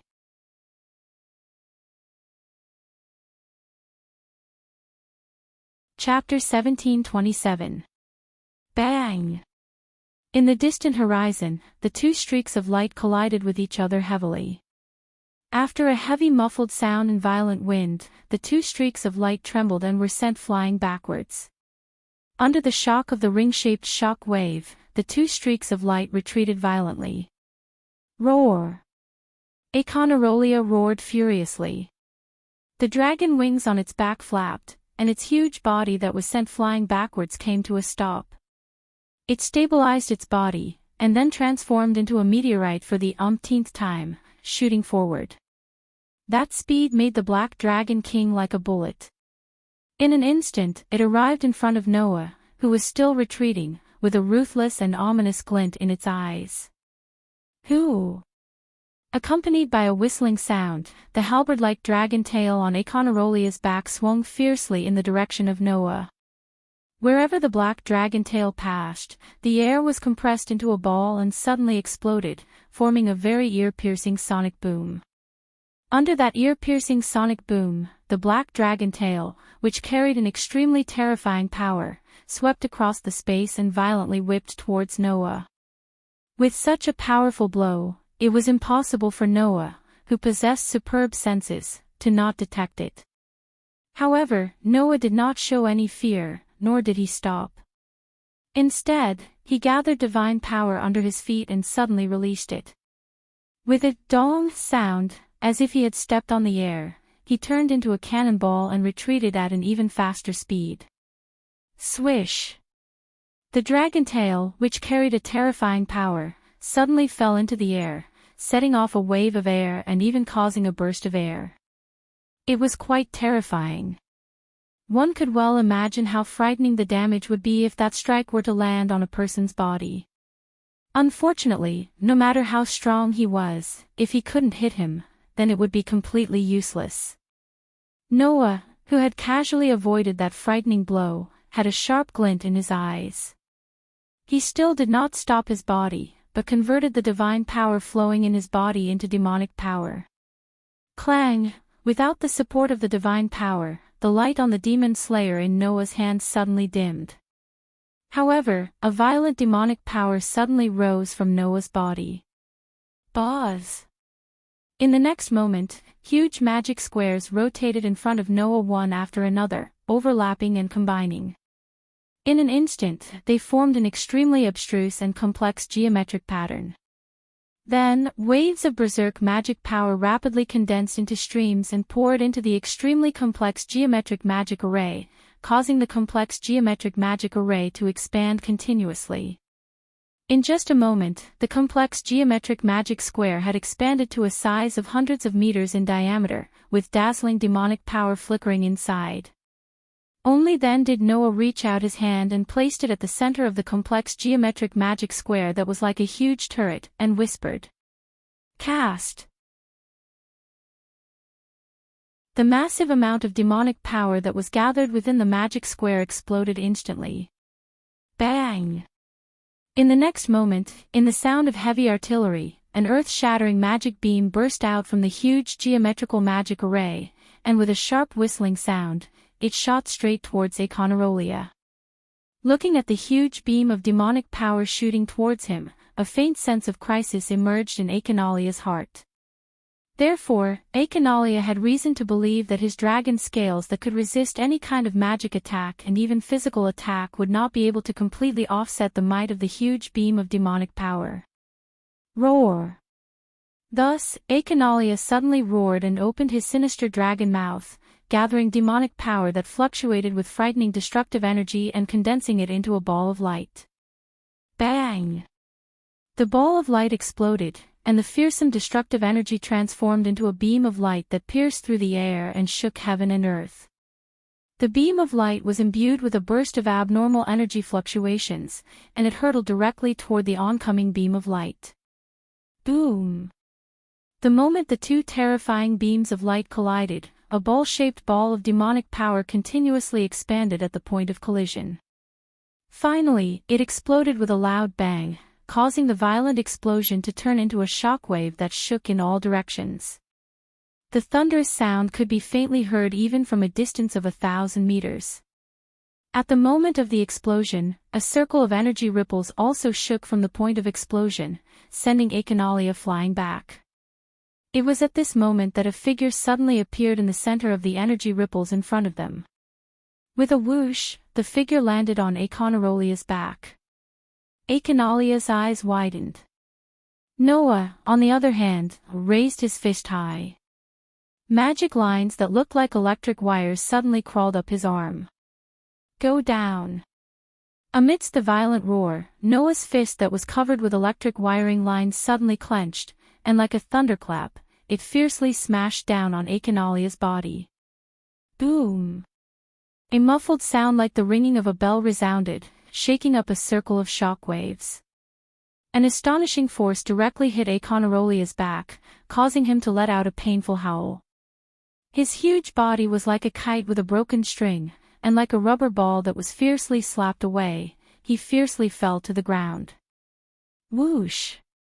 A sharp sound that pierced one's eardrums reverberated between heaven and earth, attracting the attention of the fierce battle between the dragons and the humans who were watching the development of the situation on the ground. Then, both the humans and the dragons saw it. In the distant sky, a stream of light violently fell like a meteorite, causing violent friction with the atmosphere. Carrying a fiery halo, it heavily landed in a corner of Crocus under the gaze of all the dragons and humans. Boom! The stream of light hit the ground, and amidst a deafening loud noise, it stirred up a terrifying shockwave. Along the way, it brought along thick sand and debris, spreading to the surroundings like a typhoon. Looking at this scene, both the dragons and humans subconsciously stopped what they were doing and focused their gazes there. After the astonishing shockwave subsided, everyone could see clearly. In that huge pit, Echinalia was lying on it, howling in pain. On the other hand, Noah rode on Echinalia's back. His hands were covered in electric wiring lines that shone with unprecedented brilliance. He threw punches at Echinalia one after another. Boom, boom, boom, boom. A series of muffled sounds that made one's heart contract abruptly resounded. At this moment, Noah seemed to have turned into a berserker. With red eyes, he repeatedly bombarded Echinalia with fists that carried the power of tens of thousands of kilograms. With each punch, Echinalia's huge dragon body shook fiercely, and it let out a painful roar. Immediately, even the ground started to crack apart along Echinalia's body in all directions. That extremely shocking scene made all the dragons and humans suck in a breath of cold air. Finally, even the ground couldn't withstand the shaking of those punches that could shatter mountains and split the sea. Bang! With a muffled explosion, the ground beneath Echinalia shattered and caved in as if it was collapsing. Dense sand and dust filled the air, covering Echinalia's body.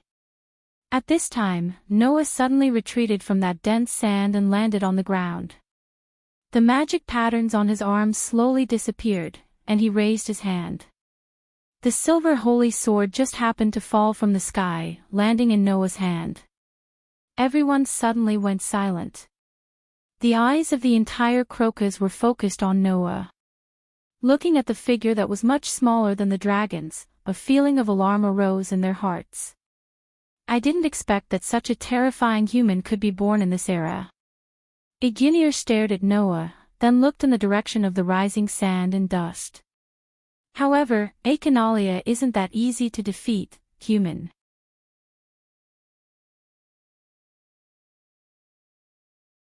Chapter 1728. In the sky, the sound of dragons flapping their wings could still be heard clearly, filling the whole of Colossus with a tense atmosphere. Everyone's eyes were focused on the place where the thick dust was rising, and then looked at Noah, who was motionless, and many people couldn't help but swallow a mouthful of saliva.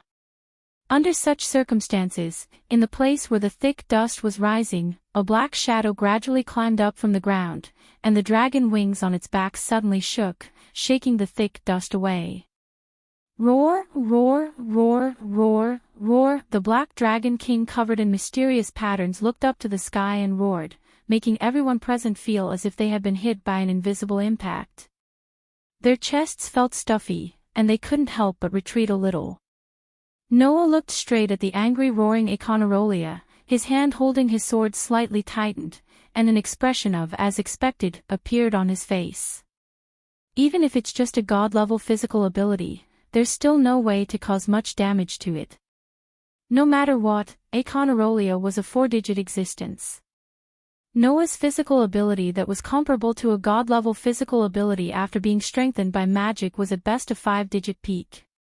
If he wanted to shake Econarolia, there was no way to cause much damage with just an attack of that level.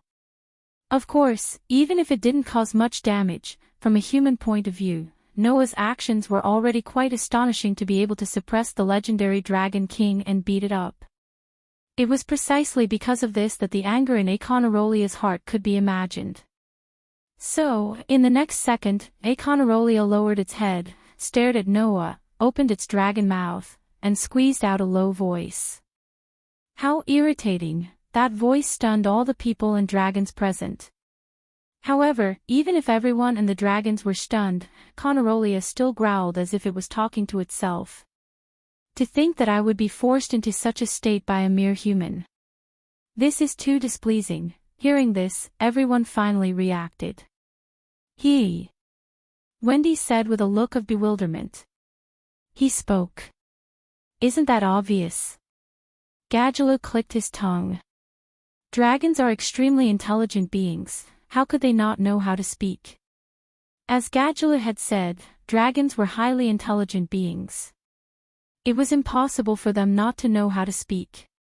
Not to mention, Econarolia was once a human, so it was even more impossible for him to not know how to speak.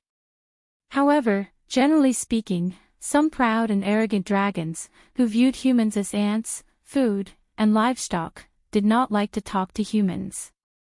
That was why they would use roars as a form of intimidation instead of words. Econarolia was an existence that belonged to this category. It wasn't just humans, Econarolia also despised the dragon race, and even despised all life forms. Even if he had extremely high intelligence, he still didn't like to talk to any existence. However, at this moment, Econarolia finally opened his mouth to speak. Because of a human. A human who had once severely injured him and now suppressed him. Raising a ferocious dragon claw and slamming it on the ground, Econarolia spat out words full of anger and hostility in Noah's direction. I will destroy you. Destroy you. Human. Hearing this, before Noah could say anything, Fictional descended from the sky and arrived above Noah's head. You were once a human, Dragon King. Fictional's pair of flame-like eyes stared at Econarolia as he growled at him. This era no longer belongs to the dragons. The birth of a human who can rival you is proof that even you are no longer the overlord of this era. Don't interfere with the direction of this era, Econarolia. Econarolia immediately raised his dragon head and looked at Fictional, his voice still low and angry. Do you think I will lose to a mere human? Fire Dragon King. You were once a human, yet you were able to become the Dragon King. If that's the case, is there anything strange about the appearance of another human who can defeat you? Fictional said as he spat out a mouthful of flames. The era of the dragons has already ended. Your legend will also end one day. I, Fire Dragon King Fictional, firmly believe that this day will come. That is why I continue to live and wait for this day to come. That kind of thing doesn't matter. Econarolia roared, creating an astonishing sound wave. My wish is only destruction. Destruction. Destruction. Your wish will not come true. Econarolia. Fictional was not to be outdone as he roared at Econarolia. His roar created wind waves that surged in all directions. I will stop you. Humans will also stop you. No matter if you are a human or a dragon, you are all so unpleasant.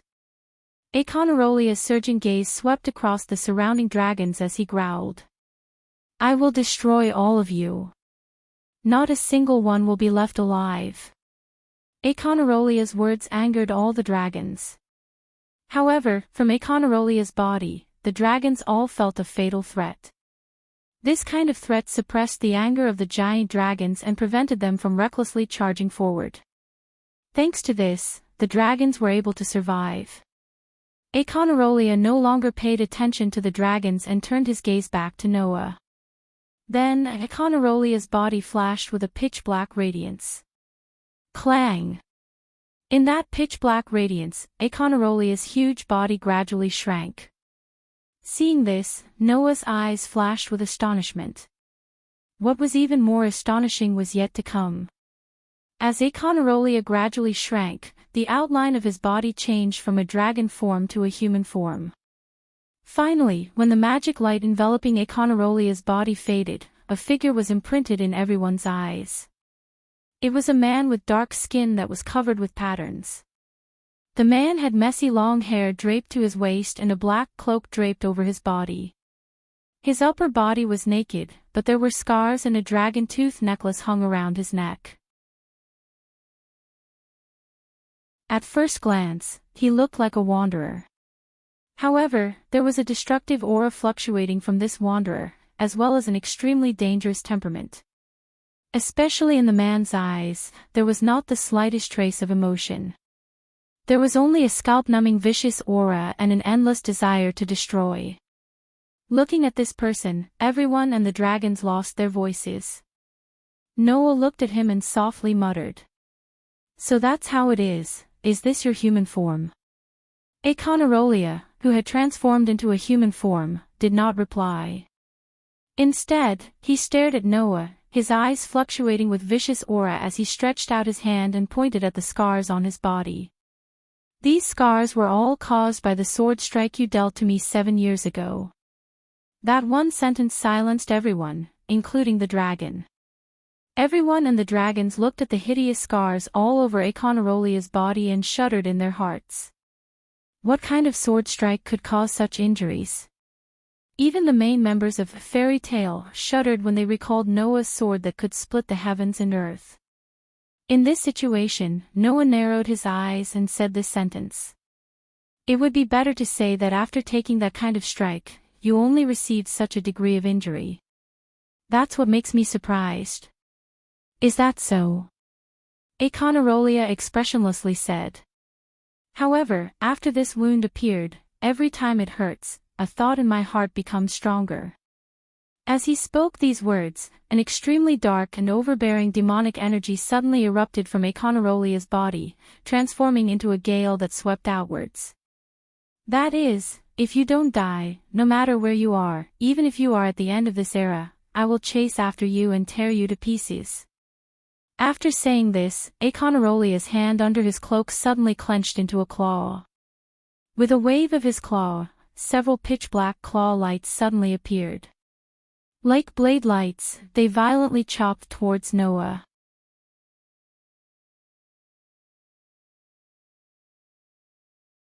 Chapter 17:29. Following the sharp sound of something breaking through the air, that pitch-black sharp claw light suddenly cut through the air like a bolt of lightning, carrying a ferocious aura that caused one's expression to change as it viciously chopped down at Noah. That claw light was like the sharpest cutting machine in the world, suffused with a cold and dark aura, causing one's scalp to begin to tingle.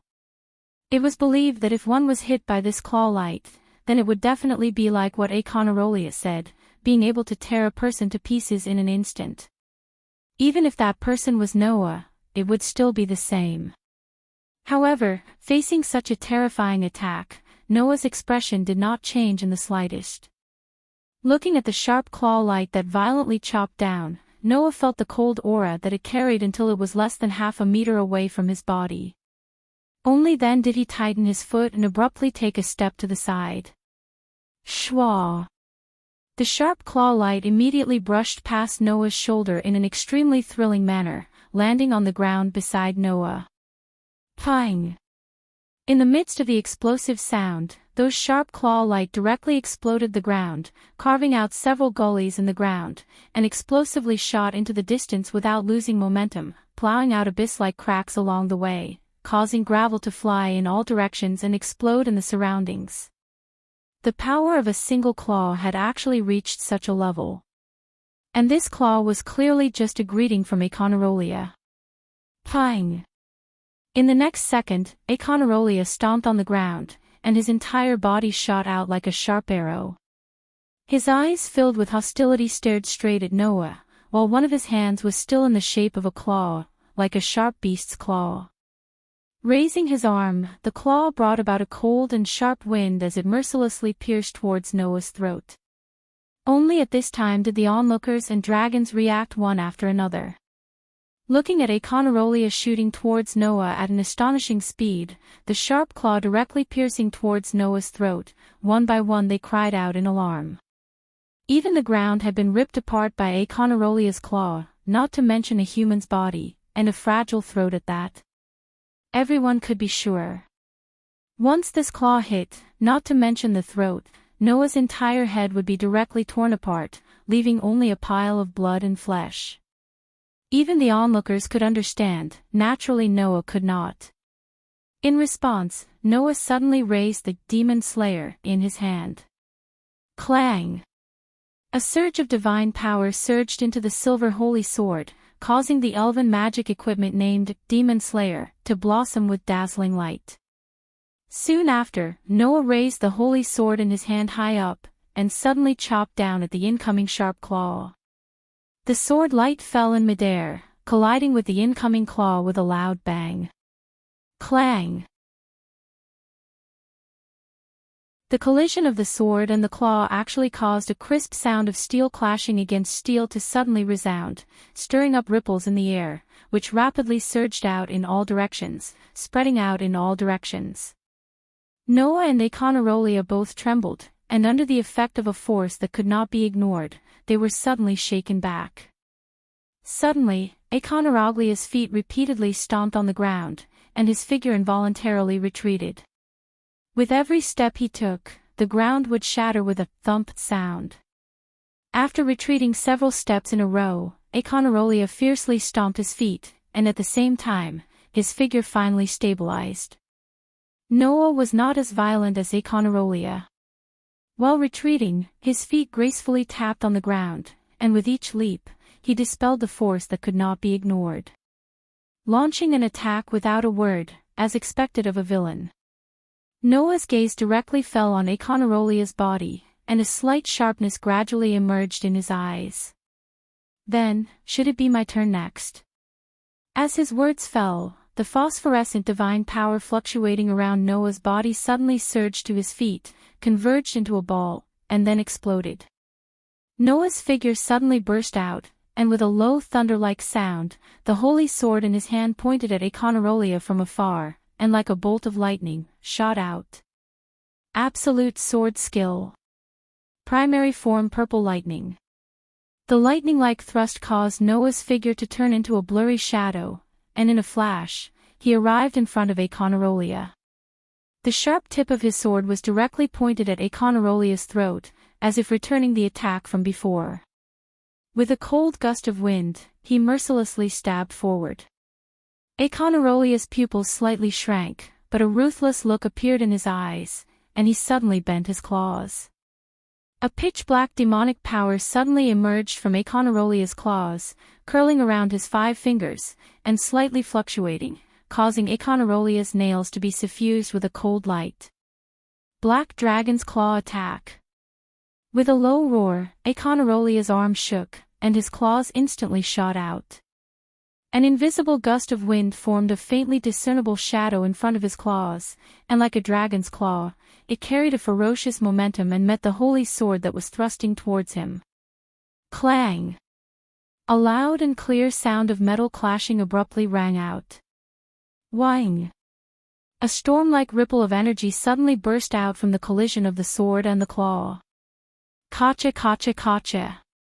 Wherever the ripple of energy passed, the ground was unable to bear the heavy load, and cracks spread out like a spider web from Noah and Econarolia's bodies, instantly expanding to a distance of tens of meters away. Under such circumstances, the invisible ripple of energy was still constantly shaking out from the collision of the sword and the claw, causing the ground to continuously crack. In the blink of an eye, the cracks on the ground had reached their limit, and the whole ground suddenly collapsed. The onlookers and the dragons all subconsciously retreated. Looking at the two people in the collision, they unconsciously broke out in a cold sweat. A collision of that degree, let alone a human, even an ordinary dragon would not be able to cause it, right? Two existences that were essentially human, could actually fight to this extent. Just how much potential did the human race have? Econarolia, who did not know what the dragons were thinking, only felt his arm go numb. That holy sword flickering with dazzling white light carried a powerful energy fluctuation, continuously attacking his body, causing his chest to begin to feel stuffy. Then, Econarolia discovered. His body's ability was actually fading little by little. The so-called dragon-slaying magic was a magic that could give a high mage a physique comparable to a dragon's, a magic that could destroy a dragon's power. Using this kind of magic, Econarolia could slaughter a group of dragons and become the Dragon King. Now, the elven magic device called Demon Slayer was slowly eliminating the effects of the dragon-slaying magic used by Econarolia, attempting to pull Econarolia off the altar of the Dragon King and turn him back into a human. That was the ability of the Demon Slayer. It was even more against the rules than the God Slayer magic device, and could even break through curses. Being in close contact with this kind of elven magic device, Econarolia's dragon physique would most likely be removed and he would turn back into a human. This was something that Econarolia could not tolerate. "I'm the Dragon King. Econarolia." Econarolia clenched his claws, tightly grasping the dazzling white light of the Demon Slayer. Staring at Noah with an ominous glint in his eyes, he growled. "Before destroying everything in this era, I absolutely won't lose to a human." As soon as his voice fell, Econarolia suddenly raised his other arm, curling it into a claw. Pitch-black magic surged on it, turning into a sinister beast claw, covering Econarolia's claw. Whoosh! Amidst the faint sound of breaking air, the claw that was covered by the ferocious beast's claws cut through the air. It carried an incomparably sharp claw wind and terrifying chi as it violently slashed at Noah's chest. Noah's expression slightly changed.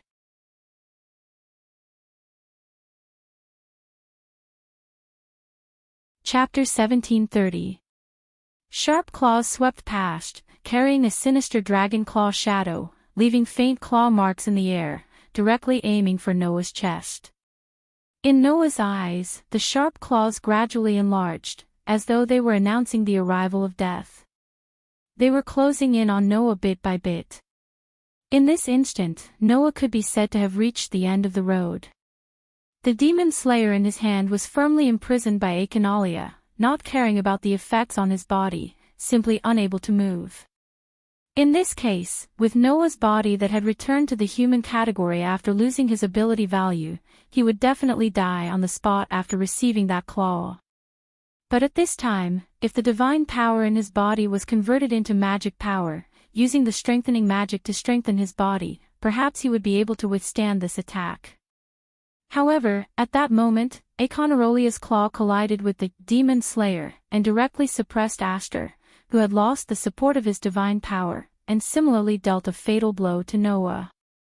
Of course, Noah could also use both magic power and divine power at the same time, achieving the dual use of both the elven device and the strengthening magic. But before this, Noah had already discovered that the difficulty of controlling two completely different types of energy was a lot higher than purely controlling one type of energy. If he used both types of energy at the same time, it would only cause the output of the two types of energy to decrease by a lot, causing the might of both the elven device and the strengthening magic to sharply decrease by more than half. In this way, he simply wouldn't be able to continue fighting Econarolia. Thus, in the battle between Noah and Econarolia, he had always only used divine power or magic power, absolutely not both at the same time. In any case, Econarolia's dragon physique completely came from the dragon slayer magic. As long as he had the demon slayer in hand, then even if Noah didn't use the strengthening magic to strengthen his body's ability would still be in the human realm.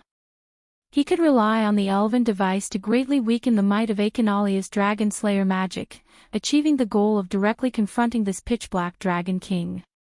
In view of this, now that the Demon Slayer was imprisoned, facing Akanalia's furious claw, Noah had already reached the end of the road. Then, at this very moment, what other methods did Noah have to deal with the current situation? The 3 major spells of the fairy tale required an extremely long time to prepare, and simply couldn't be used in this moment of imminent peril. None of the simulated star map, another cosmology, was effective against Akanalolia. In that case, in a situation where he could only use the divine might, there was only one trump card that Noah could use. Divine Starlight, Lightning of Salvation, Wisdom of the Goddess, Indestructible Steel. Amidst the incantation written in the Elven language, half of the Elven mark on the back of Noah's left hand suddenly flickered. Sword, appear in my hand. Suddenly, Athena, who was standing by the side of the high mages of the fairy tale, had a pair of bewitching snake eyes that faintly flickered, and the corners of her mouth lifted slightly. Soon after, under the astonished gazes of the high mages of the fairy tale, Athena's body flashed with a resplendent radiance and turned into a platinum divine sword. She suddenly turned, broke through the air, and shot towards Noah's direction. Paw! With a crisp sound, the elven device called the Heavenly Sword of Salvation was caught in Noah's hand. Clang! A dazzling platinum light that was as bright as the sun suddenly blossomed from the Heavenly Sword of Salvation. The platinum light converged into a flash of light in the blink of an eye. Amidst Akanarolia's abrupt change of expression, it suddenly shot out and shot towards Akanarolia's sharp claws. In order to imprison the Demon Slayer, Akanarolia directly used his hand to tightly grasp the Demon Slayer. Thus, under the power of the Demon Slayer, Akanarolia's Dragon Slayer magic had been weakened by a large portion. What would be the result of using such a weakened Dragon Slayer magic to face a flash that could split stars? The answer was mercilessly revealed in the next second. Poochie! The resplendent flash burst out, and with a tearing sound, it directly pierced through Akanarolia's arm and even annihilated that arm in the flash. Thick blood immediately sprayed into the sky. Woo! Woo aw aw aw aw aw. Akanarolia let out a low roar filled with pain. Under the intense pain, Akanarolia released the Demon Slayer's shackles. Noah's eyes flashed with a touch of coldness, and he raised the Demon Slayer high. Clang! The silver sword light flashed, and with a sword hum, it suddenly swept down towards Akanarolia. Poochie! Another tearing sound sounded, and a large amount of dark red blood sprayed in all directions.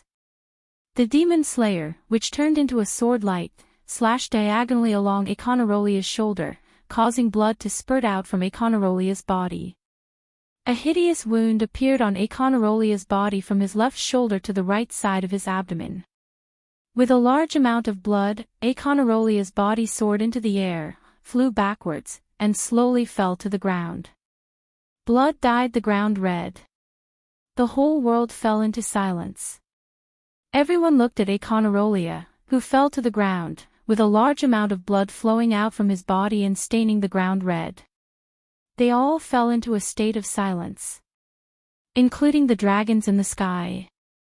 Whether it was humans or dragons, at this moment, they all held their breath, and lost the ability to speak and react.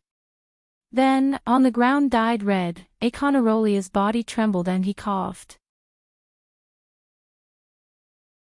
Cough cough cough.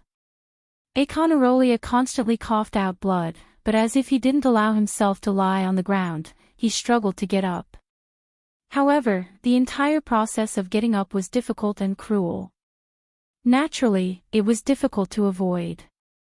After all, even if it was a Dragon King, receiving such a serious injury was enough to kill him. Thus, how could it not be difficult to get up? As for cruelty, it referred to the scene itself. Even after suffering such a serious injury, he still insisted on getting up.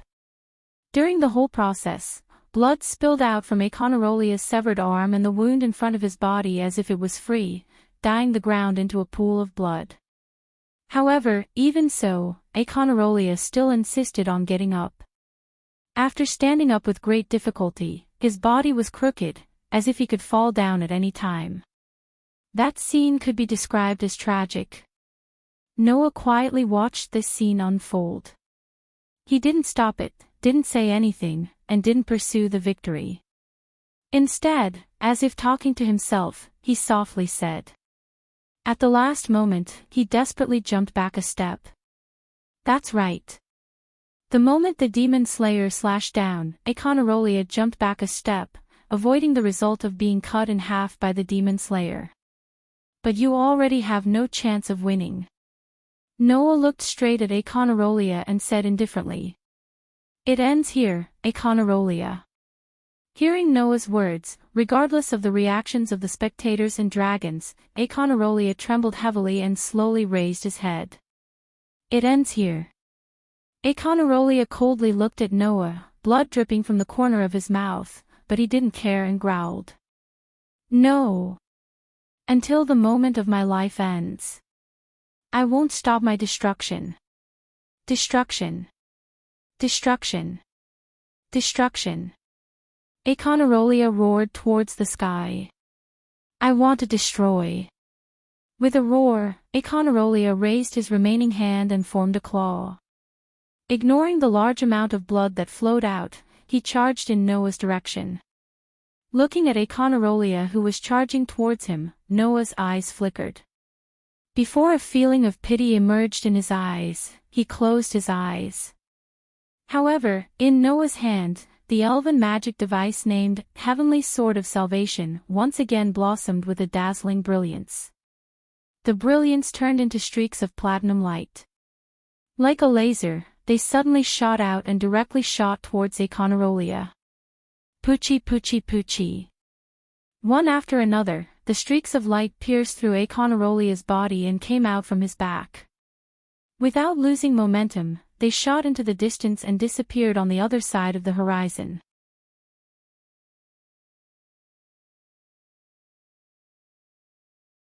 Chapter 1731. Bang! With a clear sound of falling to the ground, Econorolia, whose body was pierced by the light of salvation, slowly fell to the ground. The blood flowing out of his body had already stopped. Looking at the night sky dyed red by the flames, Econorolia's eyes filled with hostility became absent-minded little by little. His vision began to distort. His heart gradually stopped beating. At this moment, Econorolia clearly understood one thing. His destructive journey that had lasted for hundreds of years had finally come to an end. Not long after, the existence called Econorolia would completely disappear from this world. Just like what Gunil said. The era belonging to the Dragon King had impressively come to an end. Regarding this, Econorolia didn't feel sad, nor did he feel unwilling, nor did he have the slightest resentment. There was only a tranquility that mortals couldn't understand. When he was still a human, Econorolia was an existence with distorted emotions. When others were enjoying life, Econorolia was thinking about destruction. When others were struggling under the threat of the dragons, Econorolia was thinking about destruction. When others were making an alliance with the dragons of the coexistence faction to resist the dragons of the opposition, Econorolia was thinking about destruction. When others were slowly approaching death with the passage of time, Econorolia was also thinking about destruction. Jerv once said that Econorolia undoubtedly had the power to dominate the world, but he only thought about destruction. This sentence could be said to have completely interpreted the essence of Econorolia's existence. Jerv was right. Econorolia was synonymous with destruction. Even if he looked down on humans, was hostile to the dragons, and even hated all life, it was all because Econorolia wanted to enjoy destruction. It was that simple. If in the world of Hecate, Az-Dakaha was the embodiment of evil, then Econorolia was the embodiment of destruction. The difference was that the former's evil was to create a future for humans, while the latter's destruction was just a manifestation of distorted emotions. In any case, Aconarolia's journey of destruction had come to an end. It was said that before a person died, they would recall everything that had happened during their lifetime. However, Acanarolia didn't have that kind of emotion. He just calmly closed his eyes. The moment his heart stopped beating, he welcomed death in the most calm manner. Just like this, Aconarolia's aura completely disappeared. Everyone present, including Long June, looked at Acanarolia, who was lying on the ground with his eyes closed. From beginning to end, there was no expression on his face, and they looked at each other in dismay. In the next second, oh. Astonishing cheers soared into the sky, carrying the joy of the people, resounding through the night sky. Aconarolia's death had caused everyone here to forget about him. It wasn't only Acanarolia that threatened this world, but also the dragons flapping their wings in the sky. People hugged each other to celebrate this miraculous victory. Some of them even shed tears of joy. When the dragons descended, these high mages from famous guilds all over the kingdom experienced only infinite panic. When Acanarolia descended, everyone present felt a deep sense of despair. However, the despair that the humans could not resist had finally fallen in front of everyone. He was single-handedly defeated by that existence called Noah Doria with 2 swords. Many people looked at the figure holding the silver holy sword and the platinum divine saber, standing in the sea of flames. Reverence and admiration appeared in their eyes, as well as longing and worship. Even Egoniel, Grandine, Metallicana, Boslosaya, and Shigiadora, who were soaring in the sky, were looking at Noah, who was standing on the ground, with endless emotions surging in their hearts. "There's no need to doubt it," Ignir said in a low voice. "This era belongs to the human race." "That man proved it." "That's right," Grandani said in an extremely gentle voice. "The era of us dragons has come to an end." Metallicana, Boslosaya, and Shigiadora slowly nodded. Their hearts were actually the same as Aconarolia's. There was no sadness, no unwillingness, let alone resentment. There was only inconceivable calmness. Perhaps, this was the state of mind that a transcendent of this era should have. With such a state of mind, Ignir turned his head and looked at the dragons in the sky. His voice resounded through the night sky. "Dragons! Go back. Go back to your era. There's no meaning in fighting. Strife shouldn't happen here. Our world doesn't belong here. It belongs to 400 years ago. Go back. Return this era to humans." These words reverberated in the sky for a long time without calming down. Hearing these words, the dragons were no longer as agitated as before. Instead, they looked at each other, then at Noah, who was standing on the ground with 2 swords in his hands. Undoubtedly, he was quite small, but he gave off a feeling of vastness that no matter what, they couldn't match. They fell into silence. Finally, the dragons raised their heads and roared at the sky. Roar, roar, roar. The roars of the dragons turned into vibrating echoes that rippled under the night sky and spread to the horizon. Immediately, the dragons flapped their wings and flew in the direction of the eclipse gate in groups. When the crowd saw this, they cried tears of joy and cheered once again. Emerald's eyes were also glistening with tears. She watched the dragons disappear in the direction of the eclipse gate with mixed feelings as she softly muttered, "It's over." This sentence was quickly drowned out by the cheers of everyone present. However, Noah heard this sentence in disbelief. He looked at Aconarolia's corpse in front of him, lowered his head, and muttered to himself, "Is it over?" As he said this, another figure appeared in Noah's mind. Immediately, Noah's eyes flickered. "No, it's not over yet." When this sentence came out of Noah's mouth, the flow of air suddenly changed. Wang, amidst a tremor that no one could hear, the entire space suddenly trembled. Then, with Noah as the center, the entire world was dyed in a pitch-black color. At this moment, all the magic shooters who were crying tears of joy and hugging each other froze in space and stopped moving. At this moment, Agnir and the rest of the dragons who were flapping their wings and flying in the air were also frozen in place. That scene was as if time itself had stopped flowing, causing the entire world to be dyed in a pitch-black color. Noah was the only one who was still standing in the same spot as before. Clang! The holy sword and divine saber in Noah's hands blossomed with dazzling radiance, as if they had sensed something, and phosphorescent divine might energy circulated around them.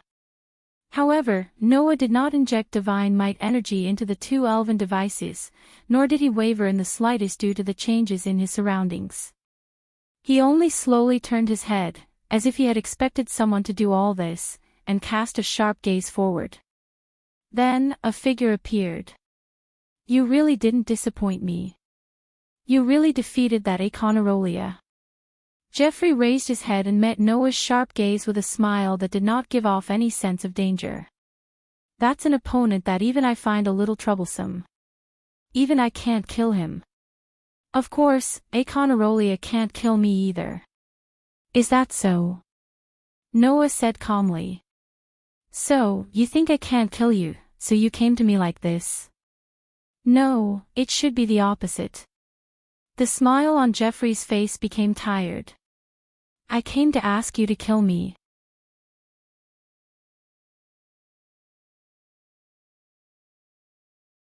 Chapter 1732. I'm here to ask you to kill me. Noah fell silent when he heard those words from the fatigued Jerv. Noah's understanding of Jerv had already increased when he obtained the Lumen Starlight. In the past, Noah's understanding of Jerv had stopped at the level of the most vicious and evil dark mage in history. Apart from that, Noah didn't have any other impression of Jerv. It wasn't until Makarov entrusted him with the Lumen Starlight that Noah had a whole new understanding of Jerv. The man in front of him was just a pitiful person. He was a pitiful person who tried to die, and his abilities were so great that they involved the realm of God. In the end, he was cursed by God and obtained an immortal body. The curse that would take away the lives of the people around him the more he cherished his life was too cruel for a person. Noah felt that if he were in Jerv's shoes, he would definitely want to die. After all, instead of continuously taking the lives of the innocent people around him, and even the lives of those he cherished, it would be better to just die. Of course, Noah was much luckier than Jerv as he had a physique that would definitely not be cursed. Even God wouldn't be able to impose any curse on Noah, who had transcended the realm of humans and was doted on by thousands of worlds. Unfortunately, Jerv wasn't Noah, and wasn't doted on by the world. It would be better to say that Jerv was abandoned by the world because he was involved in the realm of God as a human, and could no longer integrate into this era. Some people said that ignorance was a sin.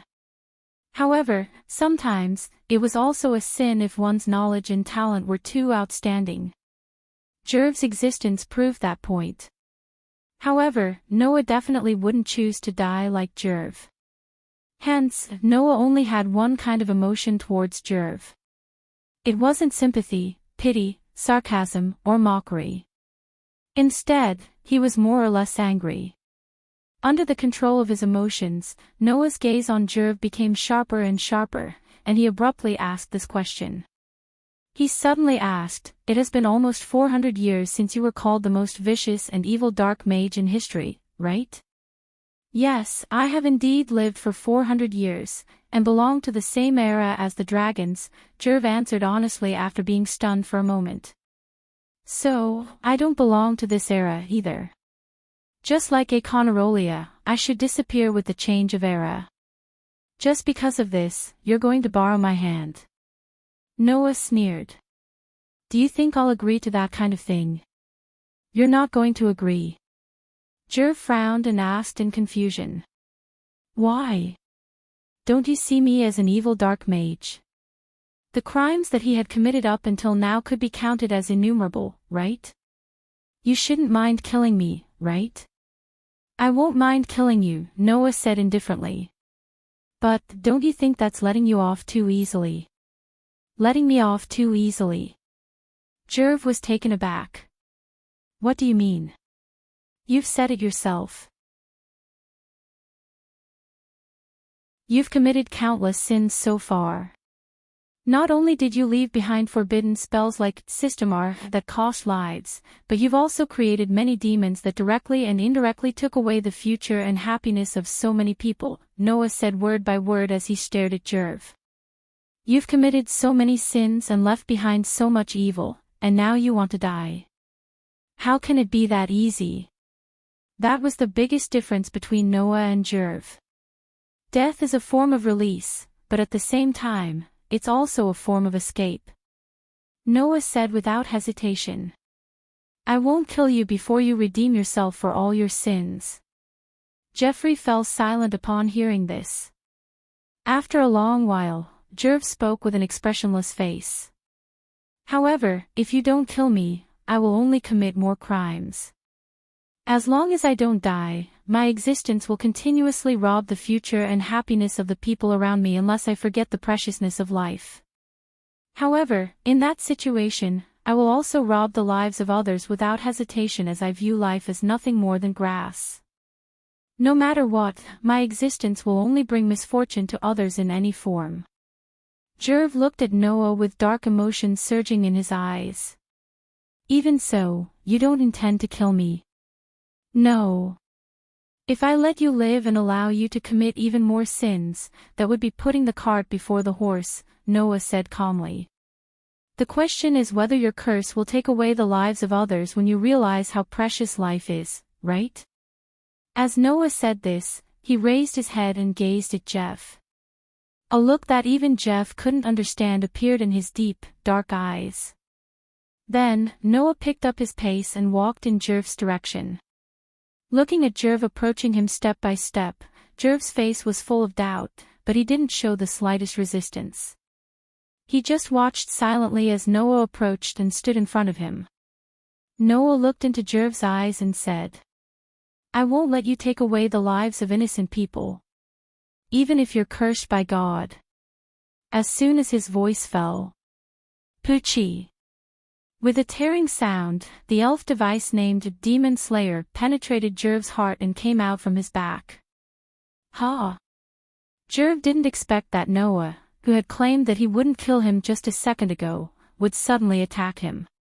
His eyes slowly widened, and he looked at Noah with astonishment in his eyes. Under such circumstances, Jerv didn't notice it. The holy sword that penetrated his body didn't bring out a single drop of blood. Just like that, Jerv suddenly felt it. An unimaginable power appeared in his body without any reason, and he went berserk. Hum. A deep darkness surged from Jerv's body and turned into a gust of pitch-black wind that swept in all directions. Woo! Ah! Jerv felt as if something in his body was about to explode, causing him to scream in excruciating pain. The darkness that surged from Jerv's body like a swamp rolled wildly and shook the entire pitch-black space. Clang! At this moment, the demon slayer that pierced through Jeffrey's body emitted a dazzling white light. It surged out like a tide and covered the darkness that surged out from Jeffrey's body. Under the dazzling white light of the demon slayer, the thick darkness that surged out of Jeffrey's body started to dissipate bit by bit until it completely disappeared. Noah pulled out the holy sword, causing Jerv to tremble and kneel on the ground as he panted heavily. Gilf was sweating profusely as he panted heavily. He raised his trembling hands and exclaimed in disbelief. The curse on me, I removed it, Noah said matter-of-factly. My Aster has the ability to remove any curse, even if it's a god's curse. Noah's words made Jerv's expression change. There was surprise, doubt, confusion, and even disbelief in his expression. This way, you won't take the lives of others uncontrollably, and you won't have an immortal lifespan. Noah turned his back to Jerv. What you need to do next is to atone for the sins that you've committed in the past 400 years. With that, Noah glanced at Jerv. As long as you live, Li Tianlon said. After saying that, Noah ignored Gerald and slowly walked in the direction of his companions.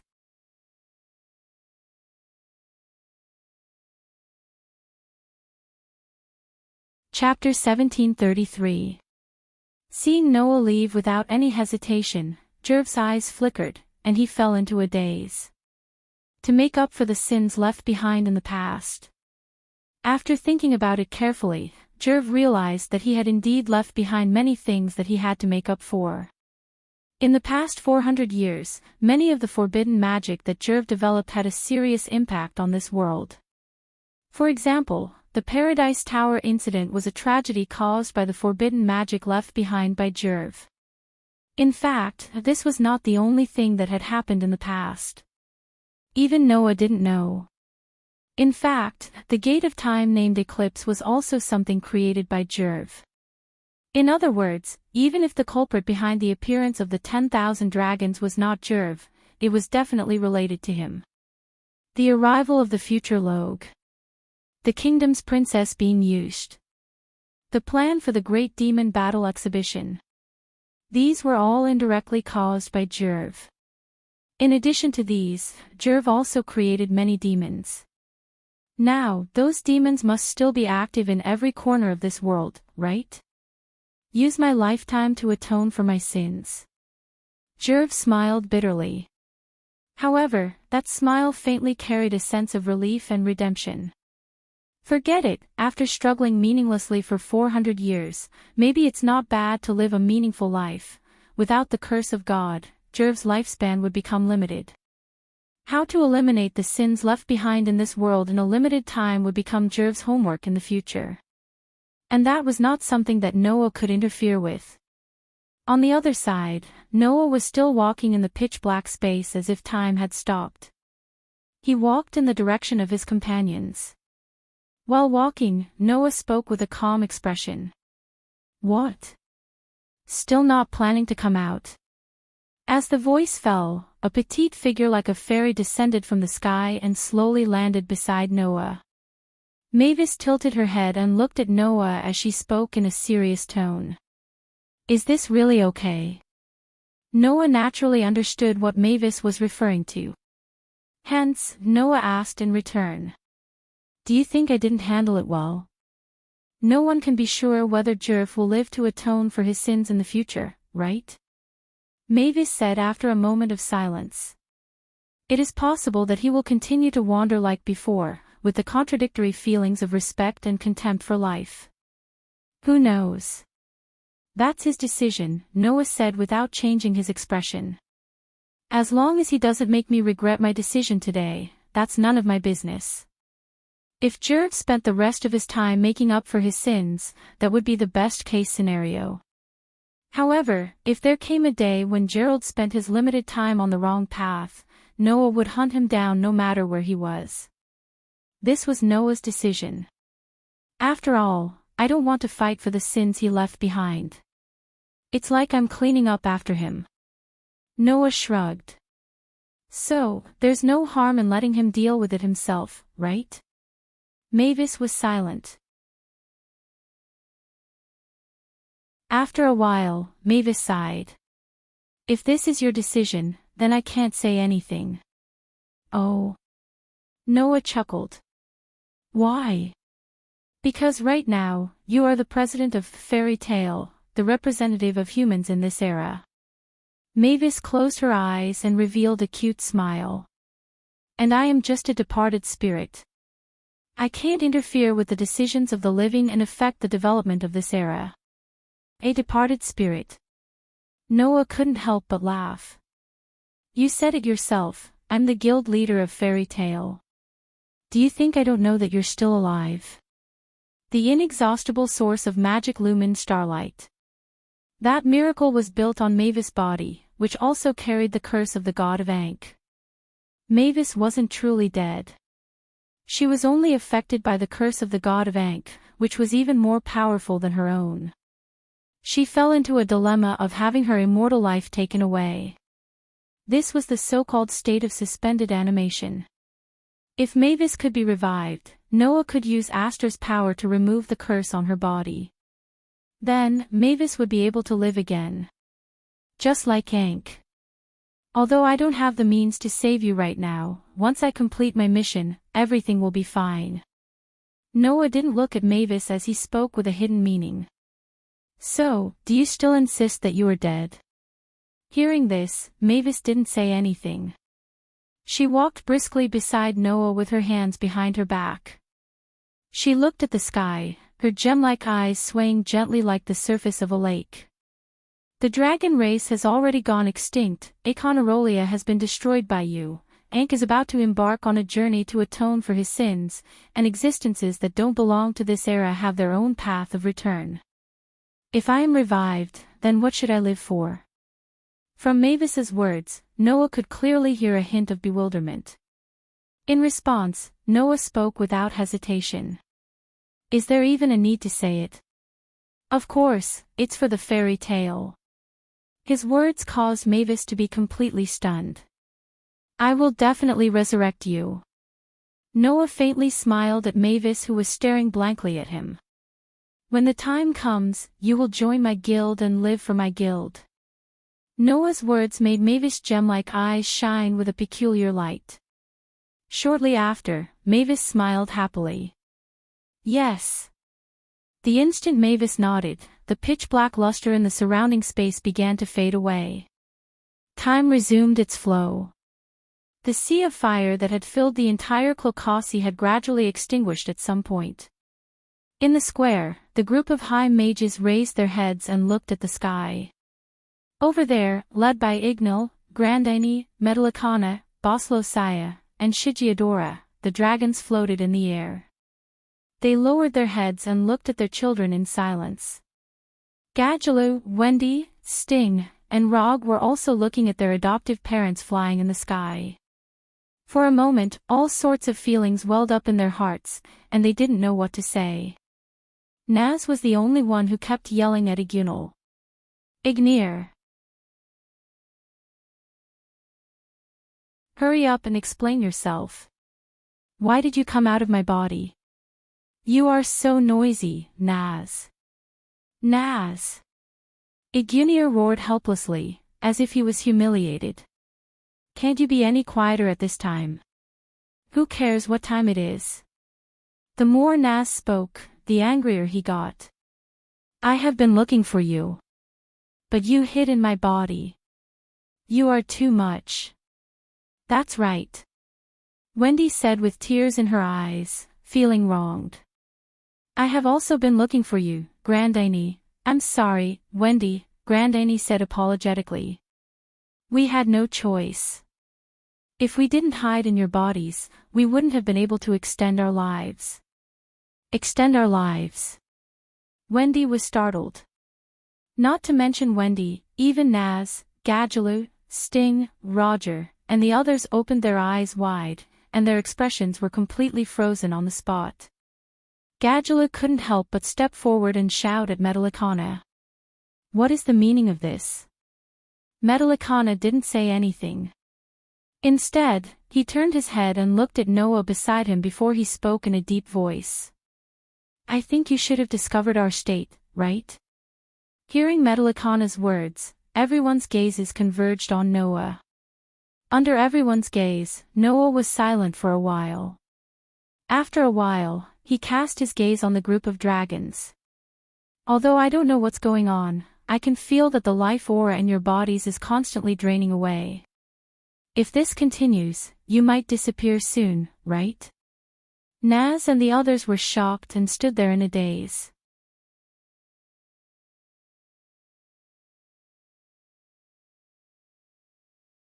Chapter 1734. Disappear. The dragons would disappear. Igunal, Grandine, Metallicana, Perlogia, and Shtiadora would all disappear. What kind of joke was this? Grandine. Wendy said with a trembling voice. Is this true? Naz, Gadjalu, Sting, and Rog stared at the dragons who were their adoptive parents, trying to find a trace of a joke from them. Unfortunately, they were destined to be disappointed. That human is right. We are indeed about to disappear, Perlogia said calmly. No, to be more precise, we should have disappeared 400 years ago. 400 years ago, our souls were already taken away by Aconarolia's dragon-slaying magic, Shchiadora said calmly. That's why we could only seal all of our remaining power into your bodies to extend your lifespan. Of course, the purpose of doing this is not only to extend your lifespan, but also to prevent you from becoming a dragon like Aconarolia because of the dragon-slaying magic. For this reason, we must create antibodies to prevent you from becoming a dragon. After doing this, we only have one last purpose left, Metalicanus said as he looked at Aconarolia's corpse. That is to defeat Aconarolia. When we were at Heavenly Wolf Island, we had already decided to come out of your bodies, but unfortunately, we didn't make it in time. Grandine's voice was still as gentle as ever. Fortunately, you are all safe and sound.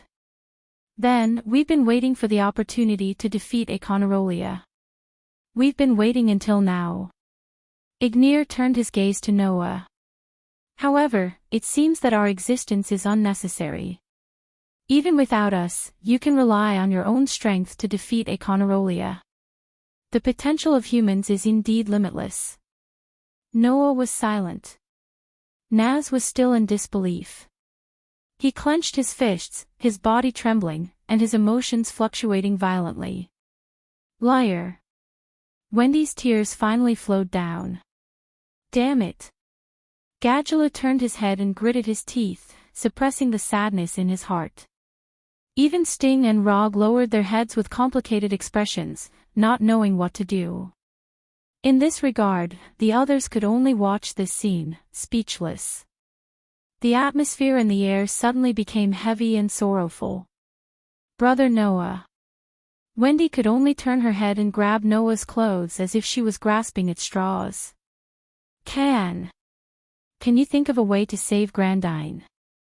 Hearing this, Noah had a bitter expression and shook his head. If their souls were still here, I might have a way. But their souls have already been taken away by Aconarolia's dragon-slaying magic, and now they are Will's power. I can't do anything. Not to mention Noah, even Athena, who was in charge of life and death, could not do anything about this situation. After all, the dragons was their power was SSS. They would not be able to survive in this form for long. So, not to mention the current Noah, even if his authority, sovereignty, ability value, and treasury were at their peak, Noah would not be able to do anything about this situation. How? How could this be? Wendy's eyes became wet again. Then what should we do? Father. Naz clenched his teeth, holding back his tears. Do you really have to disappear? Don't feel sad, Naz. Igunal smiled magnanimously. You are no longer a child. You have your own companions and your own family. You have even joined a guild and become an amazing magic shooter. If you can't even bear this kind of parting, how can you call yourself the son of the Fire Dragon King Igoniel in the future? I am your son. Naz could no longer hold back his tears, but he tried his best not to let his voice carry a sob. No matter what, I am your son. That's right. Igunal laughed out loud, but there was no trace of sadness in his voice. There was only relief that gave everyone unlimited courage. Parting is just a part of life. I will always be by your side and watch you grow. Don't forget this, Naz. Me too. Grandine looked at Wendy gently. I will always be by your side, Wendy. I'm not as gentle as Igunal and Grandine. Metalicana smiled at Gadulu. But even without me, you can definitely do it, right? Isn't that a given? Gadulu met Metalicana's gaze and looked over. There was not much sadness on his face. I will definitely live a more exciting life than anyone else. Is that so? Metallicana pursed his lips. I hope your eyes won't be so scary anymore. Boslosaya and Shigeadora did not say much. They just looked at Justin and Logue. Their gazes met, and everything was understood without words. Then, the dragons' bodies began to emit a faint light. Grandine! Wendy cried out with tears flowing down her face. Take care, Wendy, Grandine murmured softly, then looked at Noah and said. I'll leave Wendy to you. Don't worry. Noah nodded heavily. I won't let Wendy get hurt even a little. Only then did Grandine smile with relief. In the faint light, Iguno, Grandine, Metallicana, Boslosaya, and Shigeadora fixed their gazes on their children. Then, their huge bodies turned into light particles and gradually disappeared into the air. Roar, roar, roar, roar, roar. The dragon's roar resounded through the sky as the 5 dragons disappeared, echoing under the night sky. At this point, including Econarolia, the dragons that dominated the entire world 400 years ago had truly retired from the stage. The existence that replaced the dragons and emitted light in this world was the humans. Noah squatted down and hugged Wendy, who buried her head in his arms and cried softly. He looked at the place where the dragons disappeared and did not speak for a long time. On this day, Noah personally ended the legend of Econarolia and changed Jerv's future. At the same time, he also witnessed the final glory of the dragons. However, this was not the only thing that Noah should do. The sky slowly began to brighten. In the palace, in front of the magnificent eclipse gate, a young girl in a black robe stood there, looking at the gate that was engraved with the sun, moon, and stars. Her expression was extremely serene. She looked as if she was reminiscing about something beautiful, and no one could bear to interrupt her. Not long after, Noah walked over with powerful but slow steps and stopped a certain distance away from her. Looking at the young girl in the black robe, Noah did not immediately speak and silently stood there. Whoosh! A gust of wind blew across the scene, raising Noah's robe and the young girl's black robe, causing a faint trace of sadness to appear in the air. Then, the young girl finally spoke. Actually, it is impossible for there to be more than one future phenomenon. The reason why this phenomenon exists is because of this spacetime gate that can change the future. Noah confirmed the young girl's words. Indeed. It was impossible for there to be more than one future. At the very least, it should be like this in this world. There was only one reason why there would be more than one future phenomenon. That was because there was a factor that could change the future. That factor was the eclipse gate. In other words, without the eclipse gate, there would not be more than one future. The young girl was still looking at the spacetime gate as she said, now that things have developed to this point, I have finally sorted out some things. In the future Rogue's era, Econarolia dominated the entire world. That was the original development of the era, and it was the first future. In the first future, Rogue was not willing to be dominated by Econarolia, so he used the eclipse gate to return to 7 years ago, which was my era. He summoned 10,000 dragons and dominated my era, which was the second future. And after the death of my companions, I, who couldn't walk out of the sorrow, also had the idea of changing the future.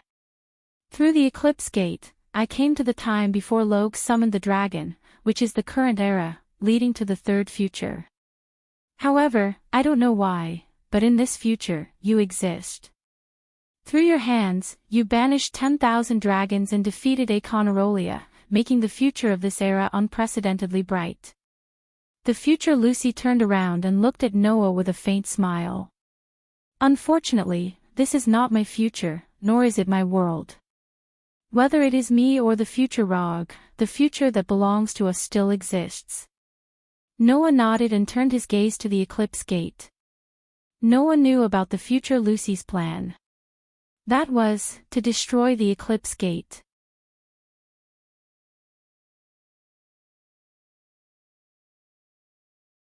Chapter 1735. There was only one future in the first place. However, the Eclipse Gate, which could travel through time and space, gave people the right to change the future, leading to the appearance of multiple futures. So, if the eclipse that caused all of this was destroyed, what would happen? The result would be that with the destruction of the eclipse as the dividing line, there would be two types of futures, a future with the eclipse and a future without the eclipse. However, the eclipse itself was the factor that caused the appearance of multiple futures. If this factor disappeared, the appearance of multiple futures would become impossible. The eclipse existed in the future of Lucy and Roger, which was why the two of them could come from the future to this era. Once the eclipse was destroyed, the factor that caused the appearance of multiple futures would disappear, and there would be a contradiction between a future with multiple futures and no future with multiple futures. This way, the two types of futures, a future with the eclipse and a future without the eclipse, would conflict with this contradiction. These contradictions and conflicts would cause the timeline to be completely messed up, and it was possible that the world itself would collapse. However, the world would not just sit by and watch this happen. At the very least, Noah was sure that once this happened, the world would repair itself and eliminate this contradiction. So, how could this contradiction be eliminated? It was very simple. Eliminate all of the different futures that appeared because of the Eclipse Gate. The so-called futures were things that had not happened yet. If something hadn't happened yet, then it shouldn't be possible for it to happen. Therefore, once the Eclipse Gate was destroyed, all of the futures that had not happened yet would disappear, leaving only this era that was still in progress. In this way, the fact that Lucy's companions died in the future would not appear. Since this was the case, what Lucy wanted to do in the future was already clear. There was only one thing that Lucy did not know about the future. That was, after the eclipse was destroyed, there would be two futures left. One was a future with Noah. The other was a future without Noah. After all, Noah's arrival was not caused by the Eclipse Gate. Therefore, even if the Eclipse Gate that caused the appearance of multiple futures disappeared, all of the futures that had not happened yet would be eliminated, leaving behind these two futures. However, the world would probably merge the two futures to prevent this kind of contradiction that caused the timeline to be messed up again. As for the two futures that were merged, it was obvious which one would be the main one. No matter what, the world would not allow the future where Noah existed to disappear, right? In other words, once the eclipse was destroyed, the only era left behind would be the era where Noah existed. The rest of the messy future would disappear along with the destruction of the eclipse portal, including the future Lucy's era, as well as the future Lucy herself. This was the result of the space-time paradox was fixed. Have you really made up your mind? Noah asked quietly. You can also choose to continue living in this era, right? After all, this isn't my world. Future Lucy shook her head. Moreover, there is already me is here. The future Lucy was Lucy, and they were not two completely different people. Therefore, Noah's idea of choosing to continue living in this era was wrong. The reason for that was because the existence by the name of Lucy Heartfilia was still living there. The disappearance of the future Lucy was only returning to the state where she was one with Lucy, not a separate existence by using a different future. Seeing how happy I am with everyone, I really can't wait to return to this era, the future Lucy said from the bottom of her heart. Can you understand? Can you understand? Of course, Noah could understand. The only difference between Lucy and the future Lucy was that the future Lucy had experienced the painful future where all of her companions died tragically. If that future did not exist, then there was no difference between Lucy and the future Lucy. The two of them were originally the same existence. Returning to one with me in this era is what I want to do. The future Lucy looked straight at Noah and smiled. Moreover, I also want to know how it feels to be in the same guild as you. It's not just me, Noah said almost reflexively. Me, you, and everyone else, everyone in the guild is together. Only then will we be a whole. Hearing that, the future Lucy was slightly startled. Then, her expression melted and became gentle. That's right. Being with everyone is my future. The future Lucy said with a natural smile. Then, Noah, can you help me? Noah met the gentle gaze of the future Lucy, smiled, and nodded. Then, under the gaze of the future Lucy, Noah walked towards the eclipse gate step by step. Whang! A surge of mana gushed out from Noah's body. Magic lines that looked like electric wires lit up and covered Noah's arm. Noah slowly approached the solar eclipse door and lifted his head, gazing at the majestic door. Looking at this scene, the future Lucy's eyes were filled with anticipation and hope. However, in the next second, the future Lucy's expression changed drastically as she screamed in fear. Be careful. Almost at the same time as the future Lucy screamed in fear, a figure suddenly burst out from the shadow behind Noah. It raised a hand that was filled with a shocking amount of black gas. It's all because of you. The future I was looking forward to is completely gone. The future rogue roared hysterically. Go to hell. As soon as the words fell, the future rogue's hand that was filled with a shocking amount of black gas was like a sharp spike. It carried a terrifying murderous aura as it pierced through the air and viciously pierced through Noah's heart. Noah acted as if he didn't notice anything and didn't feel any danger. He didn't even seem to hear the future rogue's hysterical roar as he raised his fist towards the grand gate in front of him. Bang! The fist that contained a terrifying amount of power heavily bombarded the grand gate. Amidst a loud, muffled explosion, the tall gate was blasted apart.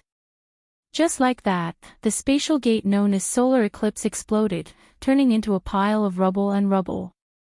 At the same time, a terrifying shockwave suddenly shook with Noah as the center. The shockwave directly hit the future rogue's body and sent the future rogue, who was hysterically attacking Noah, flying. The terrifying shockwave caused the future rogue to spit out a mouthful of blood. His head tilted to the side and he completely fainted. The poor future rogue had meticulously planned for so many years, but in the end, he didn't even have the desire to be dealt with by Noah. Just like that, he was casually swept away by Noah like trash on the side of the road. Then, amidst a thick cloud of dust, the eclipse gate collapsed with a loud bang. The fragments smashed onto the ground one after another, burying the future rogue within. Phew! The future Lucy let out a huge sigh of relief. Soon after, the future Lucy found out. Her body began to emit a faint light. Immediately, the future Lucy raised her head and looked in the direction of Noah. Coincidentally, Noah also turned around and looked at the future Lucy. Then, Noah spoke softly. See you later. The future Lucy's eyes flickered slightly. Then, an unprecedentedly cheerful smile bloomed on her face. See you later. After leaving this sentence, the future Lucy's body turned into a burst of light particles and disappeared into the air. In the square, Lucy suddenly felt an inexplicable throbbing in her heart, causing her to look around. Lucy. Lisanna noticed Lucy's abnormality and asked in confusion. What's wrong? Nothing. Lucy scratched her cheek a little embarrassedly. Where did Noah go? Noah. Mira tilted her head and replied. He said he had something to take care of and will be back later. He'll be back later. Lucy smiled in relief. Then, I'll see him later. Although she didn't know why, Lucy really wanted to see Noah now. Really, really wanted to.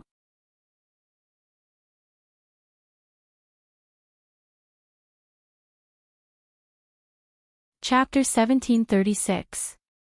The next day, in the ruins of Colchis, the residents who had been evacuated by the royal army to seek refuge all returned. Looking at the ruins of Colocas, the residents naturally stirred up quite a bit of commotion, causing all sorts of rumors to start flying. However, the kingdom was prepared for this situation. They held a public speech and announced the entire incident, suppressing the rumors and stopping the residents from panicking. Only then did the people realize that so many things had happened last night. The dragon race's large-scale attack.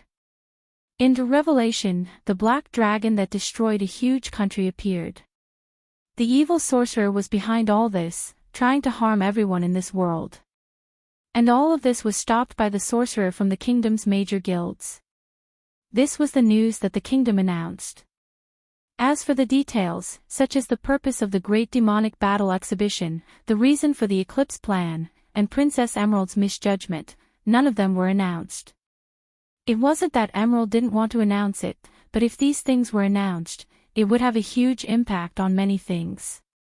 Just the existence of the Eclipse Gate, which could travel through time and space, belonged to the ranks of forbidden magic, seriously violating the order of the magic world. If the matter of the eclipse was announced, the council would intervene. By then, the kingdom and the council would have a conflict, and it was possible that there would be a huge conflict. In order to prevent this from happening, it was necessary to hide some insider information. However, with such a big incident, the council still sent people to Colocas to investigate. For all of this, the kingdom would take responsibility and mediate with the council, and it wouldn't involve the major guilds. Therefore, based on the current situation, there shouldn't be any more serious incidents in the future. There were two things worth mentioning. One was Emerald's surrender. Emerald hoped that her misjudgment would lead to a serious threat to the entire kingdom and the world, so she would receive the punishment she deserved to atone for her crime.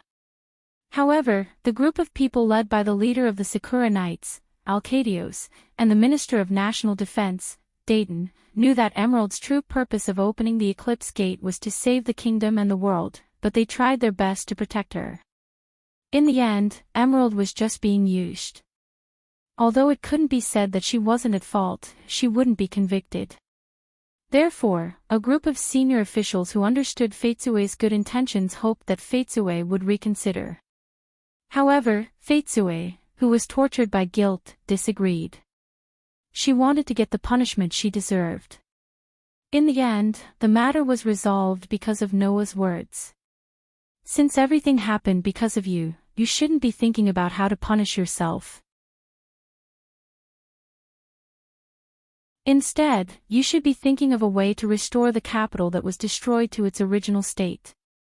Don't tell me you intend to abandon the citizens of Colocas whose homes were destroyed for the sake of self-satisfaction. This sentence made Fatsue completely speechless.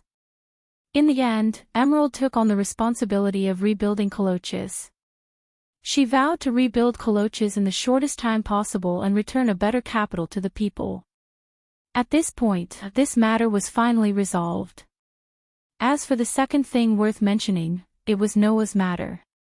Although Fatsue didn't disclose the inside information that wasn't necessary, she didn't hide the credit of Noah, who single-handedly stopped most of the dragons, defeated Aconarolia, and destroyed the future Logue's conspiracy. Instead of hiding anything, Fatsue promoted it vigorously. After releasing 10,000 dragons, Fatsue was already in despair. However, because of Noah's existence, she saw hope. Noah accepted Fatsue's request at that time and fulfilled his promise to protect the Fiori kingdom. Fatsue was very grateful to him for this. Therefore, Fatsue praised Noah's contribution and turned Noah into a perfect hero who saved the country. No one doubted Noah's contribution. This was because, during the Great Demon Battle Exhibition, the power that Noah displayed that surpassed the human domain had long been known to the world. Therefore, no one doubted Noah's ability to do all this, including the council. In the end, the council decided to award Noah the title of one of the 10 Saint Magi based on Noah's contribution. The 10 Great Saint Magi were the titles that only the most outstanding and upright 10 Great Saint Magi on the continent could possess. Noah's strength was unquestionable. No one would deny that he was an outstanding sorcerer. And Noah single-handedly stopped most of the dragons, defeated the black dragon in Revelation, saved the Fiori kingdom, and saved the entire world. If even such a hero couldn't be called righteous, then what was? Because Noah had once blatantly killed 10 Saint Magi, the council thought that Noah's conduct might not be as righteous as the rest of the 10 Saint Magi.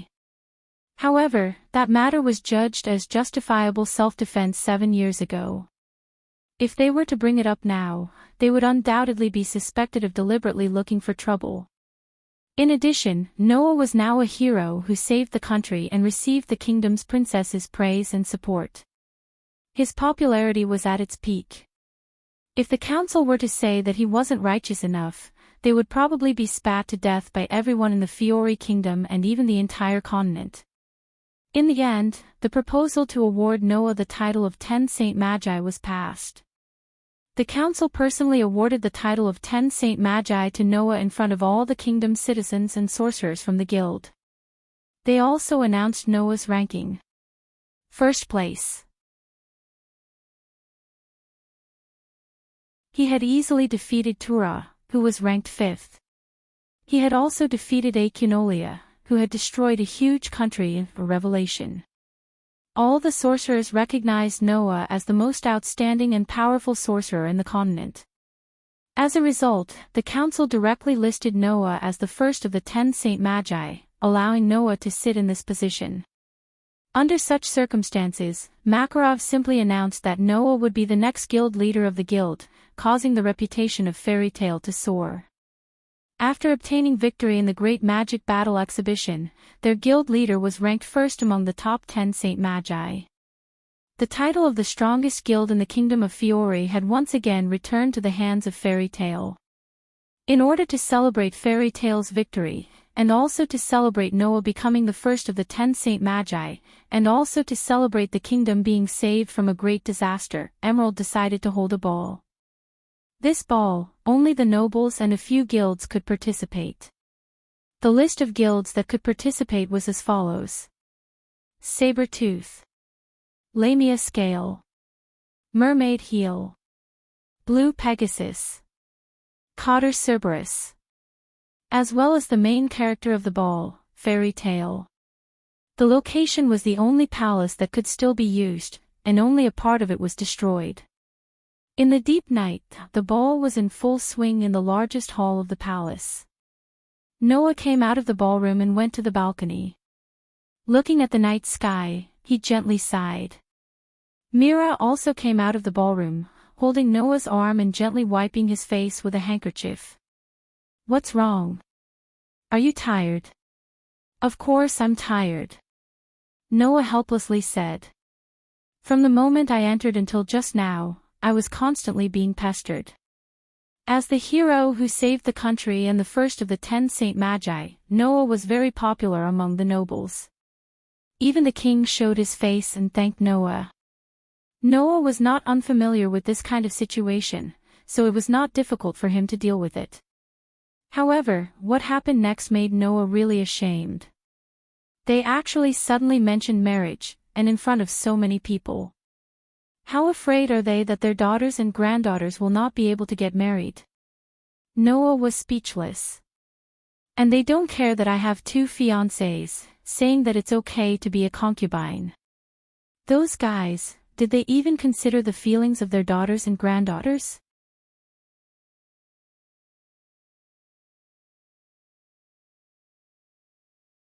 Chapter 1737. Noah was indeed speechless. With his current situation, once he entered, the representatives of the royal family would definitely greet him. Noah had expected this. However, Noah did not expect that as they chatted, they would start asking him when he was going to get married and if he had anyone he liked. Then, there was no then. Once this topic started, the situation became unmanageable. All the royal family members were like stall owners in the market, recommending their daughters to Noah. Some even recommended their granddaughters to Noah, as if they were afraid that Noah would not be able to find a wife.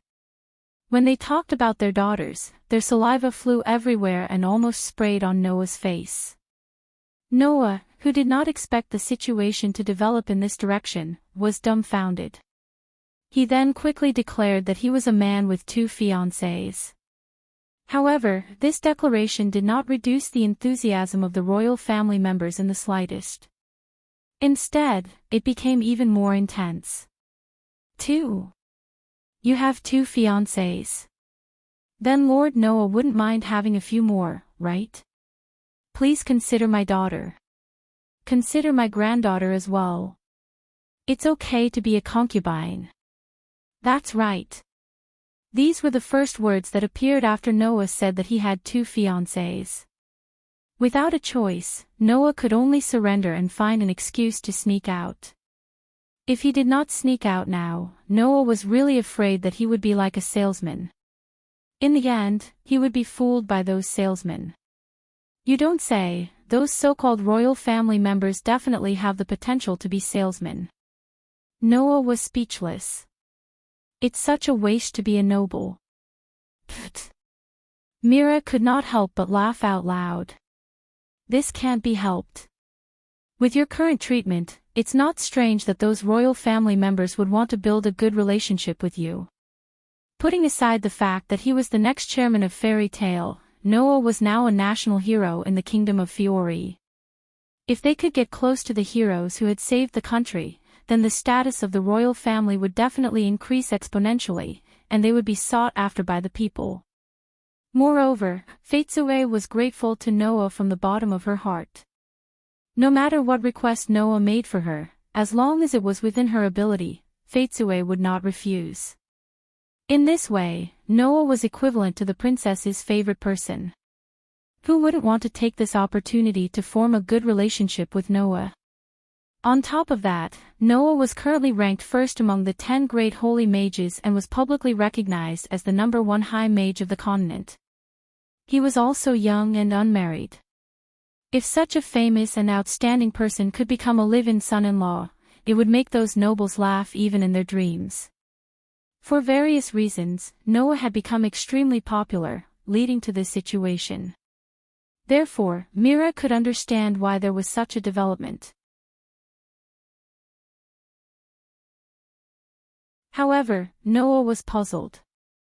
Why do I feel like you're not talking about your own matters? Noah said to Mira in annoyance. Don't tell me you don't mind me marrying a member of the royal family's younger generation. Upon hearing this, Mira looked at Noah and said with a spurious smile, don't worry. If I say that I mind, can you promise me that you won't marry a girl other than me and Lisanna? Noah was speechless. Noah really could not make this promise. Not to mention other things, Noah did indeed owe a lot of love debts. For example, in the world of The Black Bullet, if Elysium had kept his promise and waited for Noah for 3 years, then no matter how heartless Noah was, he would definitely respond to Elysium's feelings. For example, in the world of the God Slayer, Luo Hao claimed that she was Noah's concubine. Noah had even pushed her down. He couldn't just take advantage of her and not admit to anything, right? In addition, Wendy had once said that she wanted to be Noah's bride when she grew up. Noah's relationship with Shuanai also had a huge breakthrough. Noah could not promise Mira here. Although any man should be satisfied with having Mira and Lisanna, it did not mean that he should turn a blind eye to his own responsibilities. In Noah's opinion, he had to repay the debts he had incurred. What's more, it wasn't that Noah didn't have feelings for those girls. Noah could be said to have gone through thick and thin with Elysium. Even if it could not be said that they shared the same fate, it was impossible for him to be completely indifferent. Toward Luo Hao, Noah could be considered to have made a mistake due to a freak combination of factors. He inexplicably developed a relationship with her, and Noah wouldn't deny this relationship. Noah used to treat Wendy as a younger sister, but ever since he knew that Wendy had feelings for him, Noah felt that he had to face Wendy directly. Therefore, it was not impossible for him to have a relationship with Wendy in the future.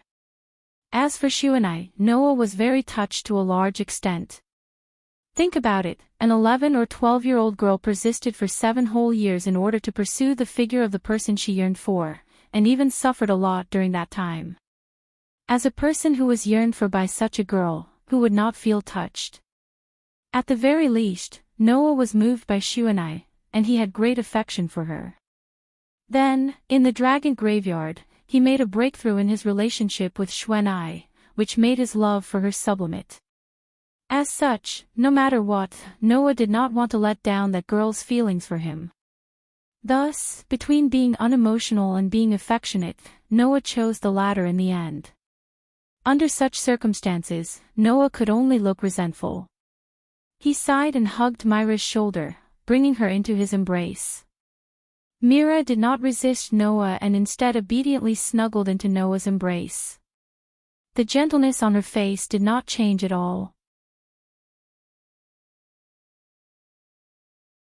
Noah smelled his fiancée's fragrance and said softly, "I'm sorry. I've made you suffer." "No," Mira shook her head and said gently, "you didn't make me suffer. You didn't make me feel wronged. Rather, you gave me a lot of happiness. There's no reason for you to apologize. I can't even give you a promise. Don't you feel wronged?"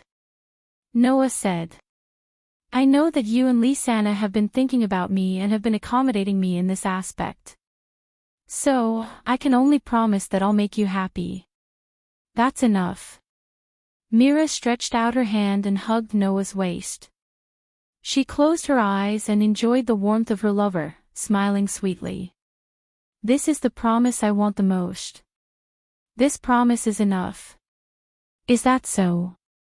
Noah smiled and closed his eyes as well, pressing his face against Myra's head. "Thank you." Mira did not say anything else. Instead, she wholeheartedly enjoyed the warmth of her lover. The smile on her face was filled with happiness no matter how one looked at it. Just as Noah and Mira were being affectionate, in the corner of the balcony, in front of the wall, two girls were secretly hiding. They had clearly heard Noah and Myra's conversation. The two girls showed completely different emotions. One of them showed that they approved of him. The other showed gratitude. The former was like Mira, Noah's future bride, Lisanna. The latter was Suno. Holding Suno's hand tightly, Lisanna seemed to be talking to herself as she leaned against the wall and said, "I'm the same with big sister Mira." In other words, Lisanna did not need Noah to make any promises. She only needed a promise of happiness. That was enough. The reason why Lisanna brought this up was undoubtedly to hint at something to Suno. "Although it's really infuriating to let that bastard off easy," Lisanna giggled. "That's why I must make that bastard compensate me for the rest of my life." Not only did Suno not feel worried for Noah, but she also felt envious of Lisanna. Noticing the envy in Suno's eyes, Lisanna puffed up her cheeks and said, "I've already decided to let that bastard compensate me for the rest of my life. If anyone wants to let him off easy, they'll have to act quickly. Otherwise, I'm afraid I'll regret it." Shuanai's pretty face immediately turned red. However, looking at Noah and Mira hugging each other under the moonlight, Suno mustered her courage.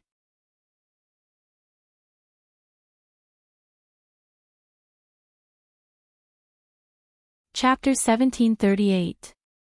After that, Noah returned to the ballroom and continued to feign civility with the nobles.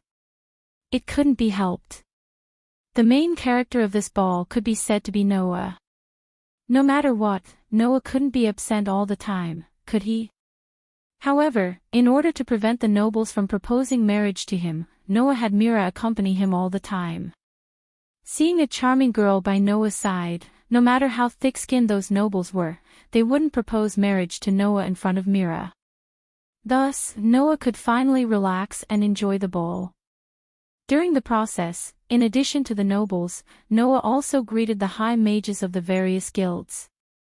Basically, the only guilds that could participate in this ball hosted by the kingdom were those that had participated in the Great Demon Battle exhibition and stayed in Colocus to fight against the dragon race. And in these guilds, there were many people that Noah was familiar with, so it was necessary to greet them.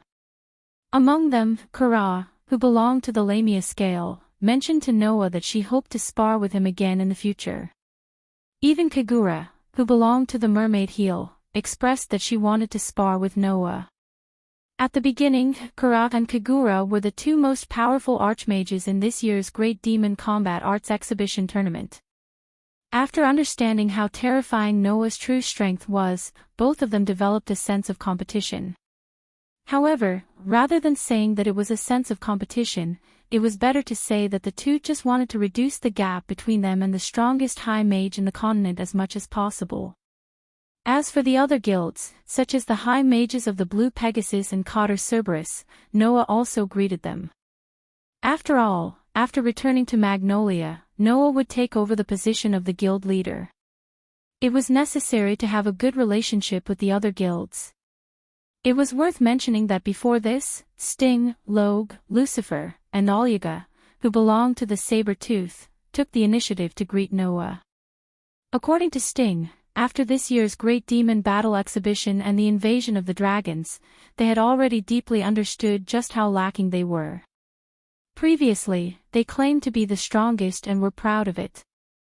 Now that they thought about it, it felt like a joke. So, Sting and the others planned to turn over a new leaf and start training themselves again, hoping that one day they would be able to spar with the fairy tale again. After returning, Sting would be the same as Noah, the leader of the Saber-Tooth. Therefore, Sting sincerely hoped to have a good relationship with Noah and learn from Noah. He wanted to change the Saber-Tooth that was dominated by terrorism in the past and try to be like Noah and the others. As for Germain and Maniba, after the Great Demon Battle Exhibition ended, the two directly left the Saber-Tooth.